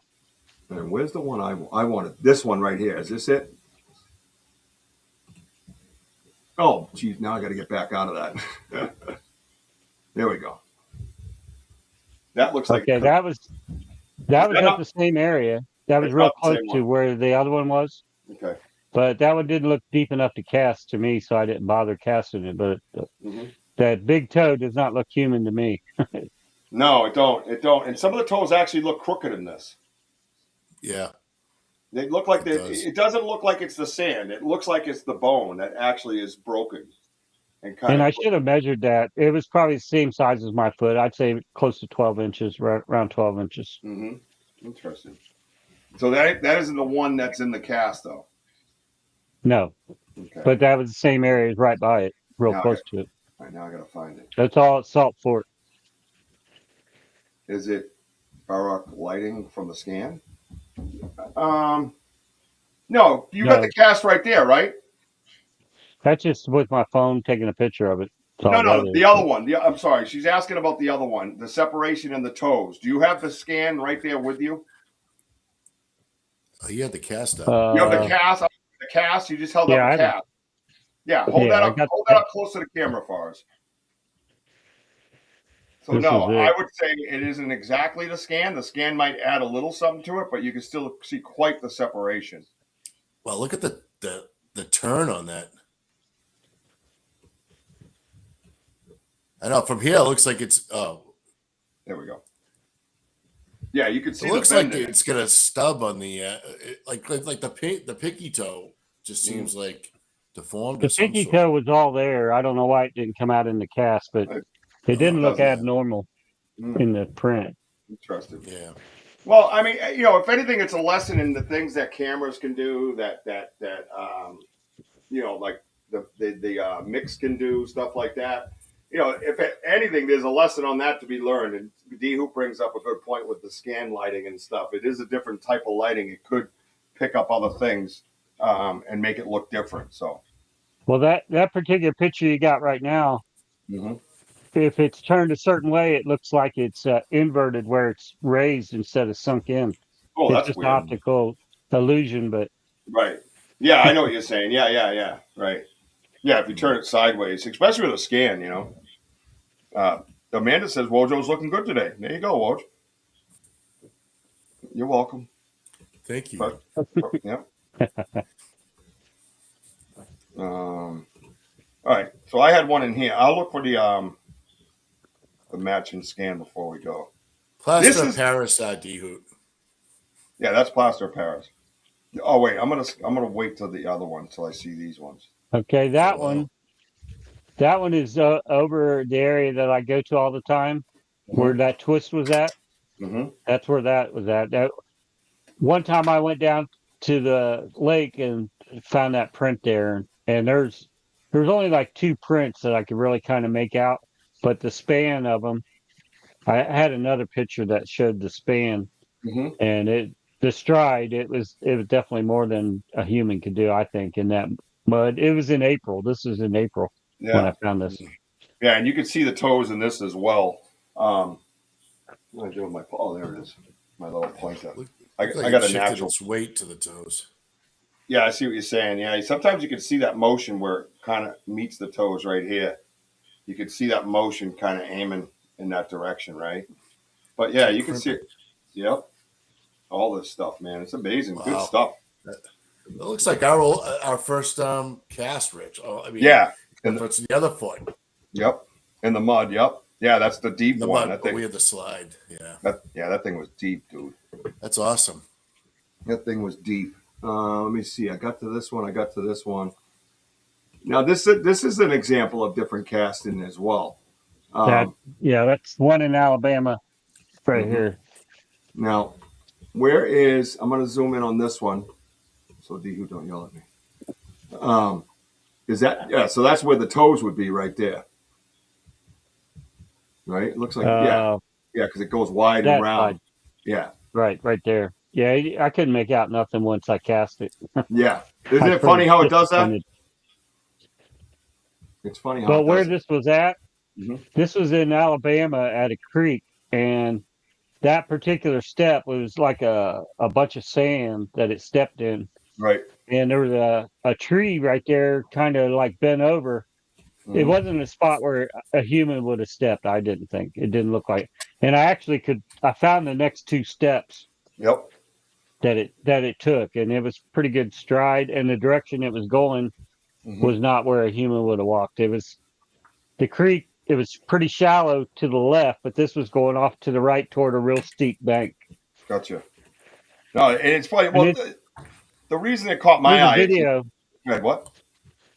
There's a video on my channel. I think it's called "Finding a Print in Alabama." I think is what I called it, but it shows where I found that. You can see that on the video. Yeah, and the thing I wanted to bring up with this too is the different materials that you're casting in, and the types of things that come up with them, and you can see it grabs all the ground, and that's going to change the outcome, obviously, right? And with us, we have the pine needles, the leaves, sticks, things like that. Where you are, you got a lot of sandiness, and you're around creeks and brooks or whatever it might be. And we look around our creeks and brooks, but we don't get a lot of them in there. We get a lot of them. Like I said, I'm trying to get the peat moss. The peat moss should hold a lot of good stuff, but we'll see. We're currently working on that, and now we have snow coming in, so I don't think I'll be able to cast anything. So here's the one. That would have been Talladega National Forest. Oh, okay. That was. All right, I got you. All right, so you had this one. Let me go over to the other screen. Stand by. Oh, yeah. That's not actually. That's a friend of mine took that picture, but wait. The reason okay. What's really interesting about that is it only seemed to have a big toe. Well, and that's the thing. We have found, that's the one I found. And when I found it, I took a picture of it, and I thought, I only see a big toe. I don't see any other toes. I thought, well, maybe that's not even a print. So I didn't think nothing about it. Well, then months later, that friend of mine found that other one and took a picture of it. When I saw it, I was like, wait a minute. And the thing is, mine is a left foot that I found, and hers was a right foot. That's what. So I'm wondering now, and they were about 5 miles apart. Both of these were at Salt Fork. And they were probably 5 miles apart from each other. Okay, well, that has a lot to do with it. And then another friend that goes to Salt Fork, she found another print with one toe there. So I think it's the same individual. Interesting. And with inbreeding, it shows up in the toes a lot of times. Everybody's looking at their toes. And since I realized that, since then there's a guy out in Washington State that had a picture of one with one toe, and then on Sasquatch Theory, somebody sent him a picture with one toe. Interesting. But again, that bulb, that bunion on the top, I mean, you can see that clear as day, including the other picture of yours has the same, roundness to it. Yeah, the bulbous type. Yeah, I know what you're saying. Yeah. Interesting. Sorry, guys. When I do this, I can't see the comments. So, Bojo, if you could. Yeah. That is so interesting. I don't even know what to make of all that. Crazy, crazy stuff. Crazy stuff. Let me see. And then there was this one I think I saw. Yeah, and that's the material that you're in. That's what I wanted to show here. That's Alabama. Yeah, that's the one. That's where I got this cat. That's gotcha. Yeah, you can see it looks like toes. No, you can see the shape of it. Yeah, but it didn't come out very good. But yeah, that's what I saw. That's interesting. Yeah, that's what I kind of was checking out. Now we got a couple more things here. Got a little time left too. I'm gonna see. I don't know if I pulled up that other print that you're talking about. But the one thing I wanted to do, where was it? Did I even pull that one up? Well, I was hoping you had the one print because it has 6 toes. I don't know if I can pull it up though. I'm sure. It's just that's 2 of them. Is this? I'm trying to see. We already went over this one, right? Yep. And we went over that one. Yep. And yeah, there's one in here that I thought I had uploaded. I could send it to you real quick if you want to. No, yeah, do that. Oh, what's that say? Okay. What's that, Paul? That's Ohio State. I don't know. Yeah, really? Is that a shirt? Yeah, I guess so. It's a shirt you I wear? don't know where that picture come from. Ohio State Buckeyes? Is that what you said? Yeah, that's what that shirt is. Oh, wow. It's a nice shirt, huh, Wojo? Wojo, you love that shirt? Love that shirt, I'm not Wojo? going to answer you. I'm not going to answer you. Wojo, what's wrong, buddy? Not going to answer you. Shut up. Shut up. All right, I'm Vic. Frig OSU, all right? Yeah, Wojo's a Georgia Bulldog. Hey, Wojo is a Georgia Bulldogs fan. I just wanted to see the word. I got it at Goodwill. I don't really care about Ohio State, but yeah, whatever, Paul. This ain't about you right now. Be quiet. Big so... See that? That was for Wojo. Wojo's a Bulldogs fan. Anyways, that was Richie, while you're doing that, Kurt, they're talking about inbred about the toes. Oh, interesting. And yes, inbred does happen in the toes a lot. A lot of island and people that aren't heavy contacted have deformations in their feet. Interesting. I like it. Yeah, it is. Yeah. I like it. I like it a lot. Good stuff. I don't know if he can get in the screen or not. That's the only thing. There he is. Okay. There's There, I sent you, but I sent you other ones. This, everybody, is Wally. Oh, there's Wally. Hi, Wally. Yeah. I wanted to put one in here of Wally on guard, ready to go, looking for Bigfoot. I think it's I think it's just a great dynamic that you have, and you're a brave dude too. Can I ask you a question, actually? Because it might help us as researchers. What is the deal with the game camera with a pair of nylons around it? Oh, that is that's my recorder, and I put the pantyhose on there as a windscreen because when it's windy out. Before I put that on, all you heard was wind. It was just ridiculous. Right? No, makes sense, man. No, I noticed that you had it around something, but it was hard to see what you had it around. It looked like a camera. Yeah, it's made like a trail cam. But it's a recorder, audio recorder. Mm-hmm. And then watch this stuff. Look at this guy. Mm-hmm. Look at him. Watch, ready, D-Hoot? We're going to scan around this one. Look at this guy. It's him headed into the woods. What the hell? Wow. Look at this stuff. Did you make that parabolic? I did, yeah. Interesting. But I also bought one. I bought a Sony one that works really good. Mm-hmm. Awesome. Is that just a metal bowl, Paul? Yeah, I got it at Goodwill and I painted it black. Just a plastic bowl. Yeah, it works. No, it's a great idea.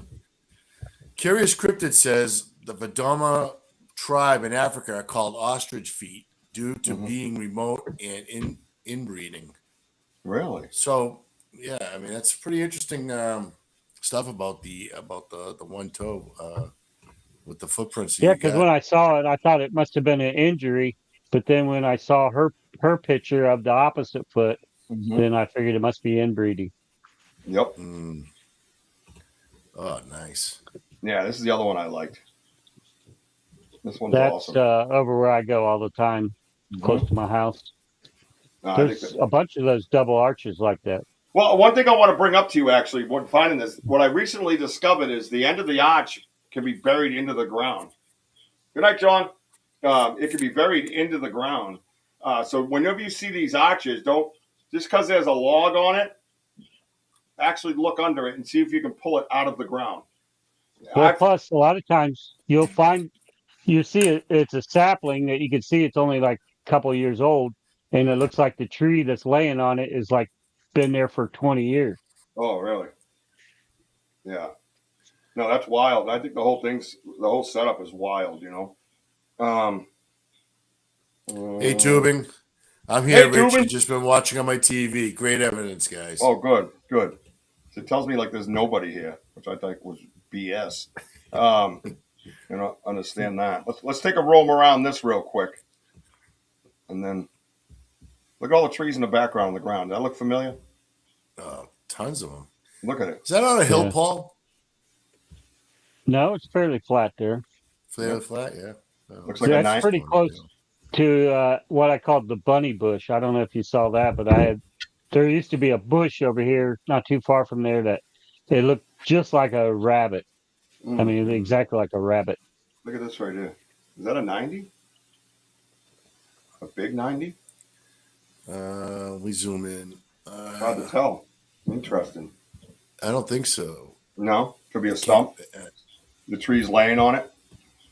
Yeah, I think the tree is laying on it, Rich, but I don't see like if it's I think it's laying across connected. Yeah, hard to tell. Interesting though. I love it. Great area, dude. Great area. Let me see what you sent me here. Everybody, hang in there. I'm gonna see if I can look at this one print because I don't know. I know I put one in there that it looked like it had ridges, and I don't know where it went. You know what I mean? So, Paul, I tell sent us. you 3, and one of them is the one I accidentally sent one you just showed, Mm-hmm. but the other 2 were not ones you showed. Oh, I see. Yeah, I thought this is one I had in there. This is the one I was looking at. Yep, that's the one. Yeah, and the one with the light bear next to it. Oh, look at that. Yeah, that's cool as hell. Hang on, I gotta one of save. those.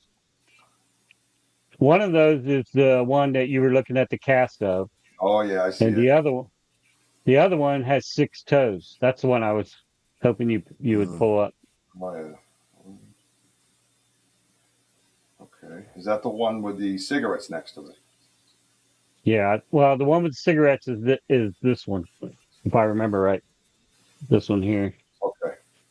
And But then you can see it in that picture. You can see how the pinky toe shows up in that print pretty good, but for some reason it didn't come out in the cast. Is the one with the 6 toes with the light bear that has the slide? With the beer can, yeah. Okay.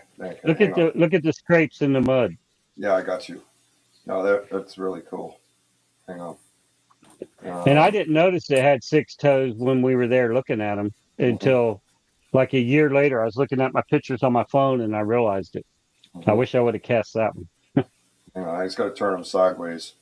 Yeah, we had 3 toes, Paul.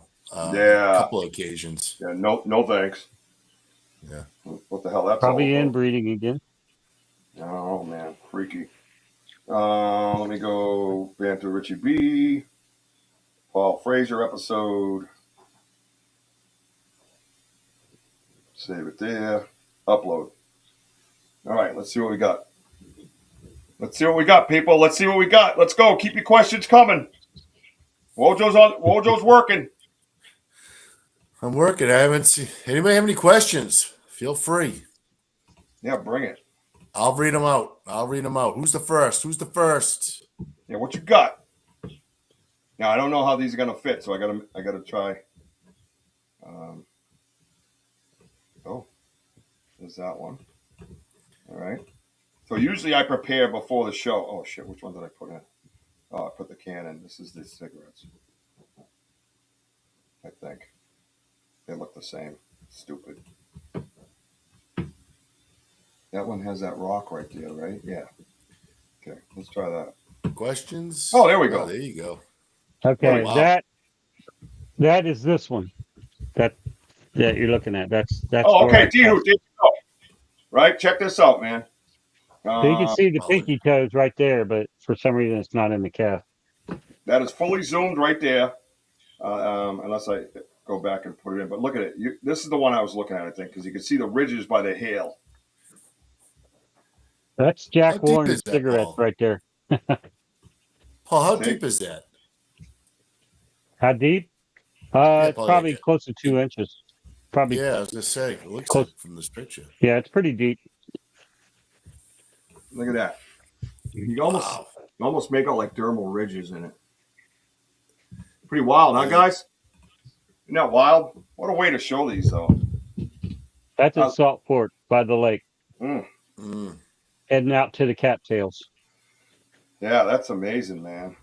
Was that the only print nearby that, Paul? I mean, no, all those prints, all the ones you saw were from right that same day, right there together.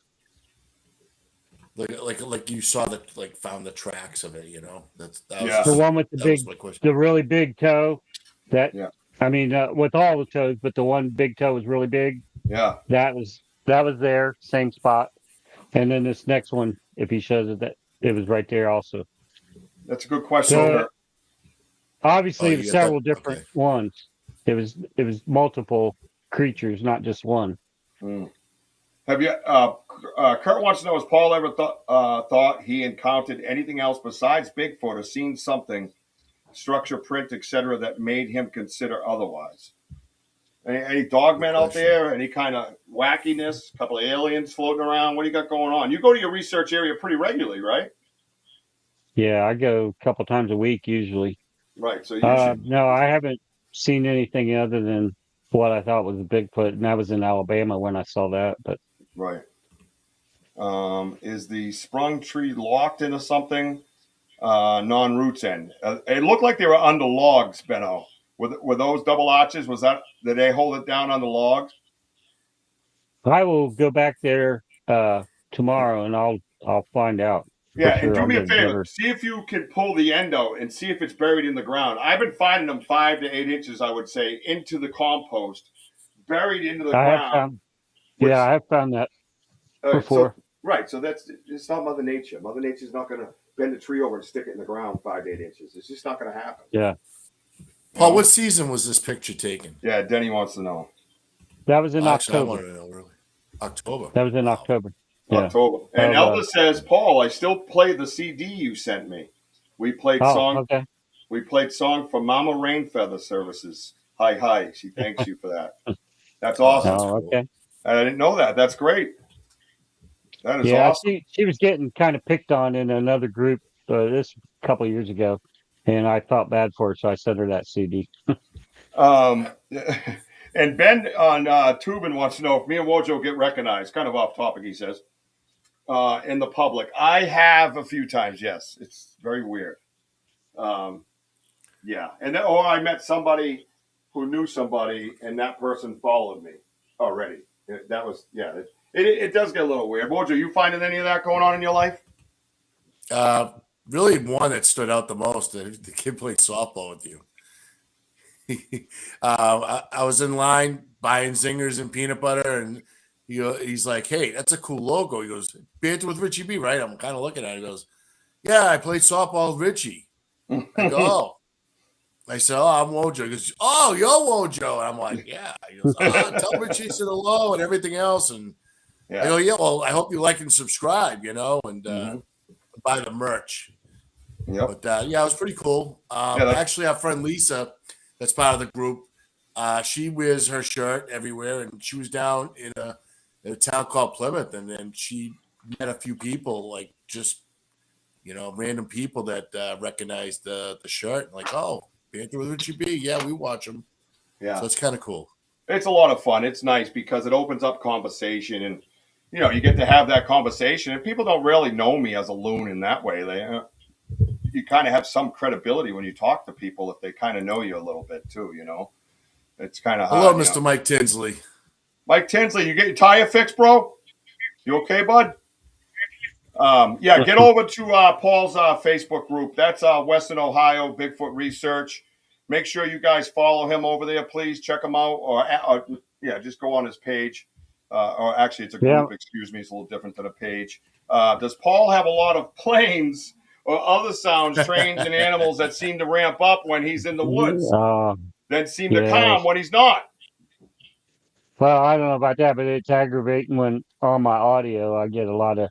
You'll hear something really interesting, and all of a sudden a plane will fly over and drowns it out. It's kind of aggravating. Or train. Well, you might want to pay attention to that. That's all we're going to say. Right, Kurt? Wink, wink. Yep, let's get that out of the print. And then this has been a great show, man. I love hanging with you, Paul. It's very enjoyable. It's been great. Let me make sure I get the right one because they're close as far as from a distance goes. So that's that one. It's the one with the beer can. Yeah, well, from this height, they all look like beer cans. Right there it is. Yeah. Yeah, look at that, dude. Is this the sixth one? Six toes. Look at the scrapes. Jesus. In the mud. Look at that. Yeah, that's him lifting up his foot. I don't know. Right, Rich? Toe drag. Like a front toe drag? Dragging. Yeah, it looks like a front toe drag. Oh, so he kind of took that step and grabbed his back foot up like that. And he was so deep, it dragged. That's a good point. Yeah, because otherwise it would be deeper. Because with the weight coming down, you would have like a big rut of toes. The weight came down in front of that drag and then came up that mud hill. Well, a hill to it. You know what I'm saying? So if you're coming down on the toes, the weight that's at its highest point.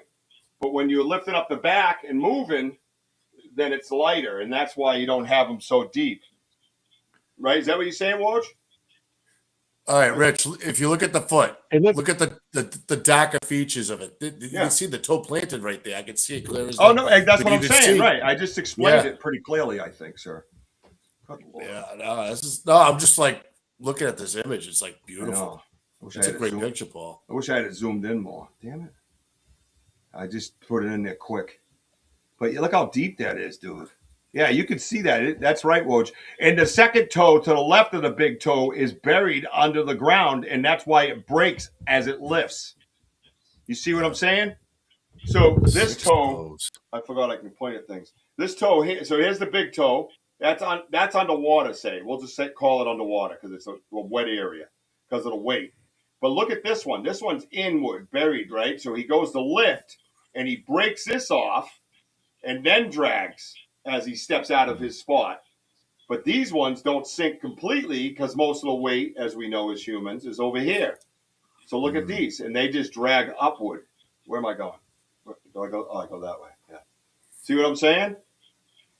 Look at that, dude. That's insane, dude. Now, where is this again?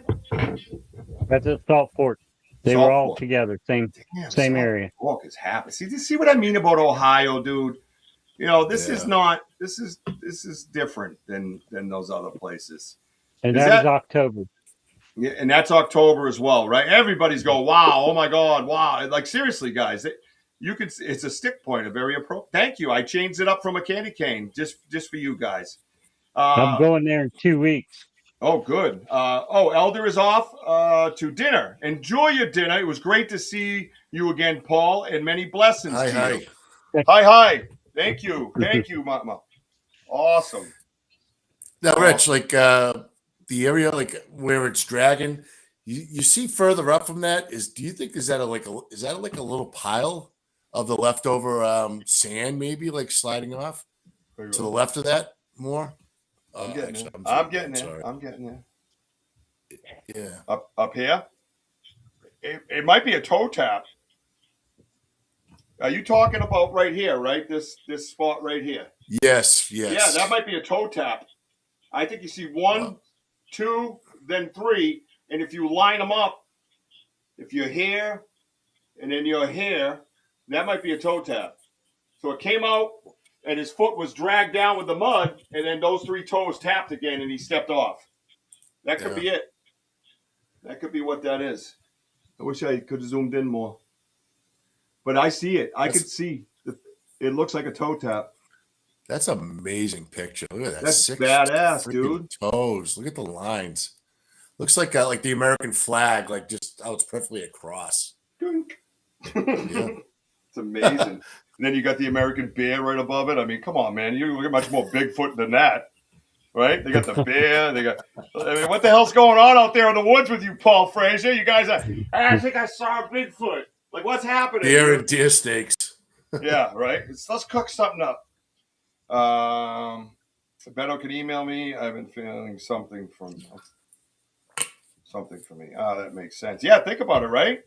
So that's the beautiful part now. You have these different types of evidence here. Now you have emotion. It's not just a step and then it disappears. You actually have emotion, not emotion, a motion in that picture, which I think is amazing because that's another point of evidence that we always talk about. Have more than one thing that goes with that one piece of evidence, validates it and makes it stronger, right? Solidifies it. I think that's, you know what I mean? So I think that's awesome because there is a toe drag there. Again, you're talking about motion. Nobody can say, oh, he faked that. How do you fake that? Yeah. How do you fake motion? How do you fake something else's natural motion? You don't. And I couldn't have sunk it that deep. No. Well, yeah, me and Wojo do that all the time. We were doing that the other day on the live. I was jumping down on clay. I'm going, there's no way. You know? Yeah, Elder's email. If anybody would like some beautiful jewelry, or I have cream today. Miss Jessica hurt her hand while working in the yard, and I use Elder's cream. So go over to email Elder right there, miss.prettyeyes143@gmail, and get yourself some cool stuff. Everything's pretty much blessed. You got tobacco here. We use this tobacco in the woods. We have all kinds of things, you know. So incense and things like that. She's been very generous to us and sent gifts from me, not just me, but Jessica. I actually have a cool piece of jewelry right here from her that I keep in my studio that I was probably supposed to give to the Satunga, but I like it so much that I'm a little bit selfish sometimes. So check that out. Yeah. You know. So make sure you get over there and talk to Elder. Medicine Bear. Oh, thanks, Kurt. Thank you so much for the donation. Oh, that's awesome, Kurt. Thank you, brother. We appreciate it. We know that. Yep, the peanut butter, and Zinger's fun. We're not even call it Super Chat no more. In honor of Kurt and his brilliance, we're going to call it the Peanut Butter and Zinger Fund from now on, because that goes a long way. Thank you so much.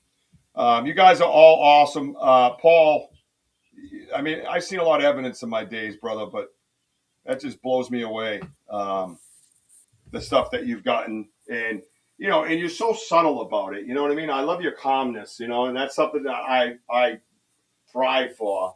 Now, with a lot of advice from Elder, from Susan, other people trying to slow my body down a little bit. You have that natural ability probably to do that. I do not. I have to teach myself to calm down because I get so excited, man. Do you ever find yourself getting excited? I mean, what is Paul Fraizer's excitement when he knows that there's a presence of a Bigfoot around him? What do you get? Well, if you there's a video of that hike I did at Conica National Forest where I saw those eyes. Yeah. It was when I was walking away from there. I was heading back to my truck, and I'm heading up this hill, and I got a recorder in my hand the whole time. I'm recording as I'm walking, and I heard a barred owl. So I stopped. I thought, I'll try to record that barred owl. And I'm standing there listening, and it sounded like something's rushing up on me from behind. Oh yeah, I've had that. And my immediate thought is mountain lion. That's what I'm thinking. Right. And I try to grab my bear spray out of my pocket, and I'm turning around. There's nothing there. I still hear it, but I don't see anything. I can hear it coming at me. And then all of a sudden I see it's all this bark and branches hit the ground. It was sliding down this tree. That's what I was hearing, was it sliding down the tree. But to me, it sounded like something coming this way at me, but it was actually coming down. But yeah, you can hear it. I get a little excited on that in the video when that happened. All right. So on your YouTube channel, you're talking, and on your Facebook? Yeah. YouTube? Yeah. Well, it's on my YouTube channel. All right. So go over to YouTube, check out his channel, and see what happens to Paul Fraizer when he gets excited. And then compare it to RichiebB and let me know how that goes. What the? Yeah, it might be a little different. Yeah. I'm an idiot. I'm always, did you hear that? And they're standing right next to me. I don't even know where that comes from. It just shoots out of my gullet. I'm like, did you hear that? Of course I heard it. I'm standing next to you, idiot. You know what I mean? It's just the reaction you get. I got goosebumps just thinking about it. I love it. I love this stuff, man. You love this stuff? Oh, yeah. Well, what I had done, since I had the recorder going the whole time, and like I said, every now and then I take my phone out and do a little video and put it back. Yeah. And what I did is I synced up the audio with those video clips. So It actually has the entire hike on the audio, and then the video clips are interspersed there. That's unbelievable, dude. So check it out, everybody. Make sure you get over to Paul's YouTube channel, Western Ohio Bigfoot Research. Join his Facebook group. Support him. He's like one of us. He's there. He researches with kindness, and he's not walking around shitting on everybody's opinions. You know what I mean? So, it's very important that we collaborate and we share this stuff. Look at the stuff we just learned even tonight. We don't get to see prints like that. We don't get to see that drag. And Wojo so astutely pointed out, it looked like it was coming up out of the footprint and dragging it. And to me, that's a 100% nailed it, because it looks like it did, and it looks like it toe tapped. And that's an amazing evidence. So make sure you support Wally and you support Paul. Yeah. And don't forget Wally, man. And it's just an amazing dynamic. And I'm blessed to call you my friend, Paul. I appreciate you. And I love being up on the mountain with you with Ernie's story. Ernie, that was great. Ernie's special because the people that he actually picked to go with him, you think about that. That says everything about that man. He knows exactly our intentions, and he knows the amount of respect that we carry. And for him and his event that changed his whole entire life, that I don't know if you know that he blessed me with the rights to all his pictures and photos that he has is now part of the Banter with RichiebB family. And we actually have in the merch store the Ernie Davio collection. He didn't know we were doing that, but that's what we did. And the logo for that is, or the slogan for that is, honor the man and the moment. And that's what you should do, is honor the man and the moment. Because when we stood there with Ernie Davio on the side of, what was it, October Mountain? Yeah. And you Cobble Mountain. Cobble Mountain. And you watched his emotion. It was palatable. You could feel it. You could feel that man's emotion. That man was emotional. He was reliving it. I hugged the man in the middle of the woods. Like, I got you, bro. You're okay. Like, he was really living it. You could see the tremble. You could see all of it. And this is the thing, not just the moment that he lived through, but the bullshit he dealt with that made it possible for guys like myself and Mojo and Paul to come out here and talk about it. Because he didn't care. He never swayed. He never budged. He never moved. He kept telling his story. And people stopped telling their story because of people that shit on him. And that's unacceptable nowadays. If you're doing that, you're on your way out, man. You either change your ways or you're gone, because we're making a movement, and it's all about researching kindly. So that's 100%. So, dude, you're an awesome dude. Benno, thank you for that super sticker, by the way. Appreciate that. It says written on his knuckles. That's funny. That all goes to the Peanut Butter and Zinger Fund, everybody. So we appreciate that. Mr. Tinsley, I didn't see if you got your tire fixed. I hope you did. I want to thank everybody for being here tonight. This was one of my favorites, man, sitting with Paul and getting his dynamic and understanding. And we found out he's an absolute killer guitar player. So go look up Paul Fraizer on YouTube and just enjoy his music, because that was insane. I'm probably getting hit with a copyright, but I don't even give a shit, because it was just so it was awesome. Who cares, right? Yeah, it was cool. Not here for that shit. I'm here to get to know people and understand why they do like what I do, right? Like, we're different people from different walks of life. Here we are looking for the same thing, and almost the same exact way, except I don't have a dog, unless you count Wojo. He's kind of like a puppy sometimes. Yeah, he cuddles up to me off camera. It's weird. But anyways, sorry. Well, no, I would sorry. like to say one thing real You quick. can say anything you want. The floor is yours, Mr. Fraizer. Go ahead. Okay. Salt Fork, it's the biggest state park in Ohio. I don't know if you had heard of it before this, but pretty well known in the Bigfoot world. But they built a new nature center, and the last video I posted on my channel shows that nature center, and it's got a Bigfoot theme to it, the nature center. Okay. It has all kinds of stuff with Bigfoot in it. And actually, the Cliff Barrickman, out in Oregon, he has a museum. Yep. And that Bigfoot he calls Murphy. Yeah. They hired that same guy to build a Bigfoot for the nature center at Salt Fork. Oh, that's so cool, man. That's so cool. My first run-in with him was I had a 360 twist on my game trail. And one of his associates in this area that came out for the BFRO when I actually acknowledged them, wanted that 360 twist. They wanted me to cut it off at the ground and send it to him in his museum. And I was brand new. I actually gave it a thought, and then I was like, I guess that's when I determined what kind of a researcher I was going to be, because I was like, that's not mine, that's theirs. I felt like I was betraying them for the first time ever was with that twist, where I could give it to this guy that was on TV. I'm brand new, I'm in my backyard, and you feel that little bit, and then all of a sudden, I wouldn't do it. I kept getting pulled to stop and not think like that, and then all of a sudden I was like, I can't do that. And that was my first run-in with them, and my last, basically, with them. Have you seen the one that Jack Warren's wife found over at Salt Fork, that twist?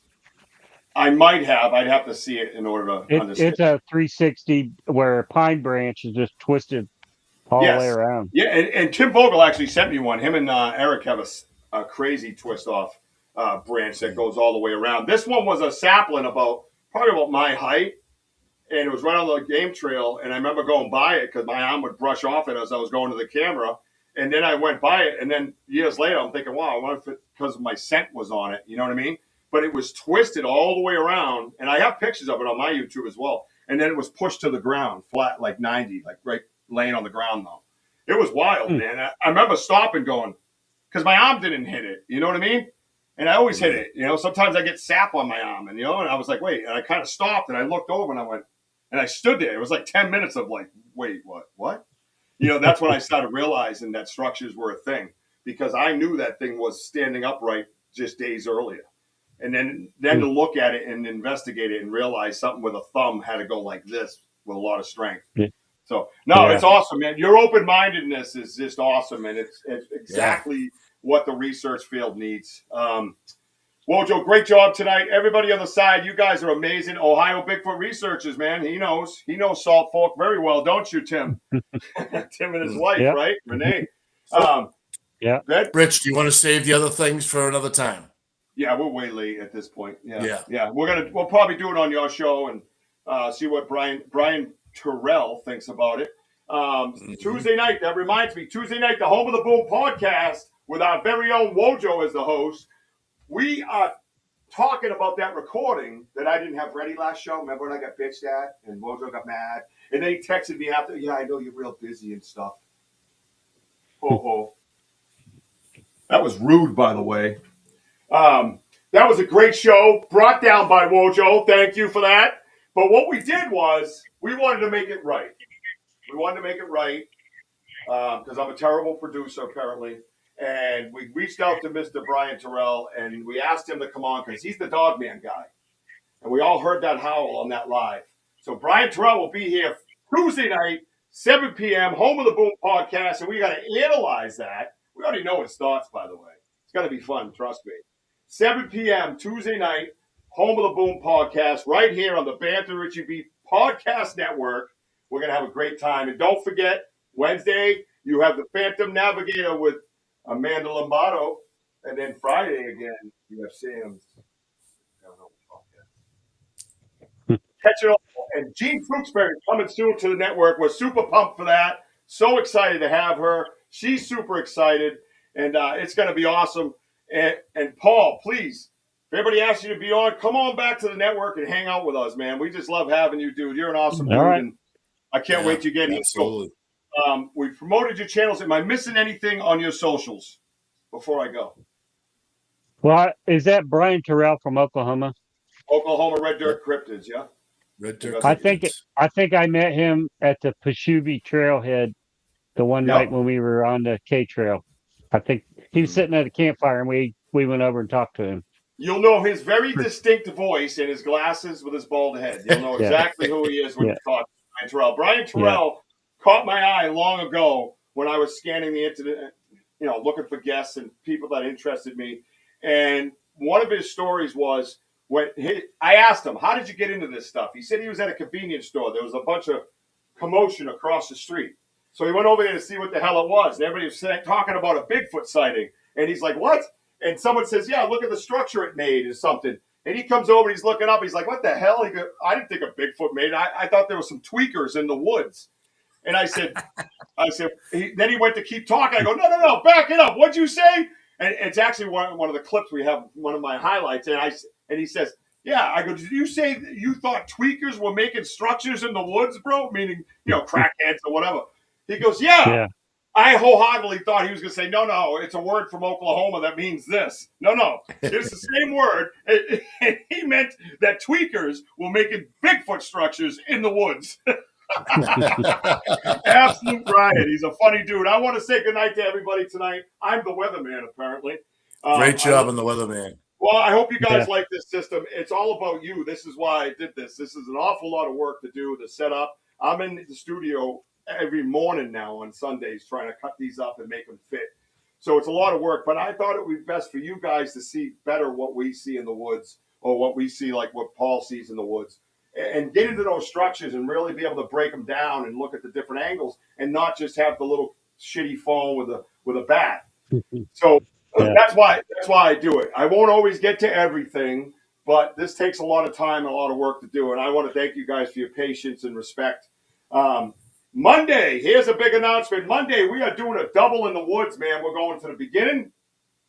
Denny's going to be there. I know that. Somebody else is trying to get the day off.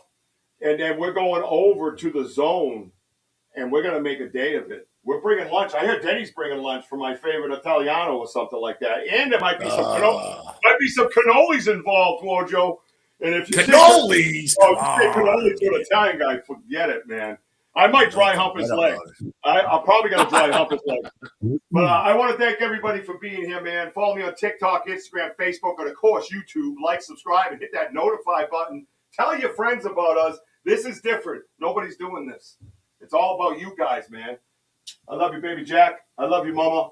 Wojo, get us out of here because that's what you do. Hey, thank you all for being on here. Remember, we are home of the boom. Cannoli Monday, baby. Boom. Hey, we got Paul to do a boom. Thank you, everybody on the side. Thank you for your donations. Everybody keep climbing. Tuesday night, home of the boom, Paul.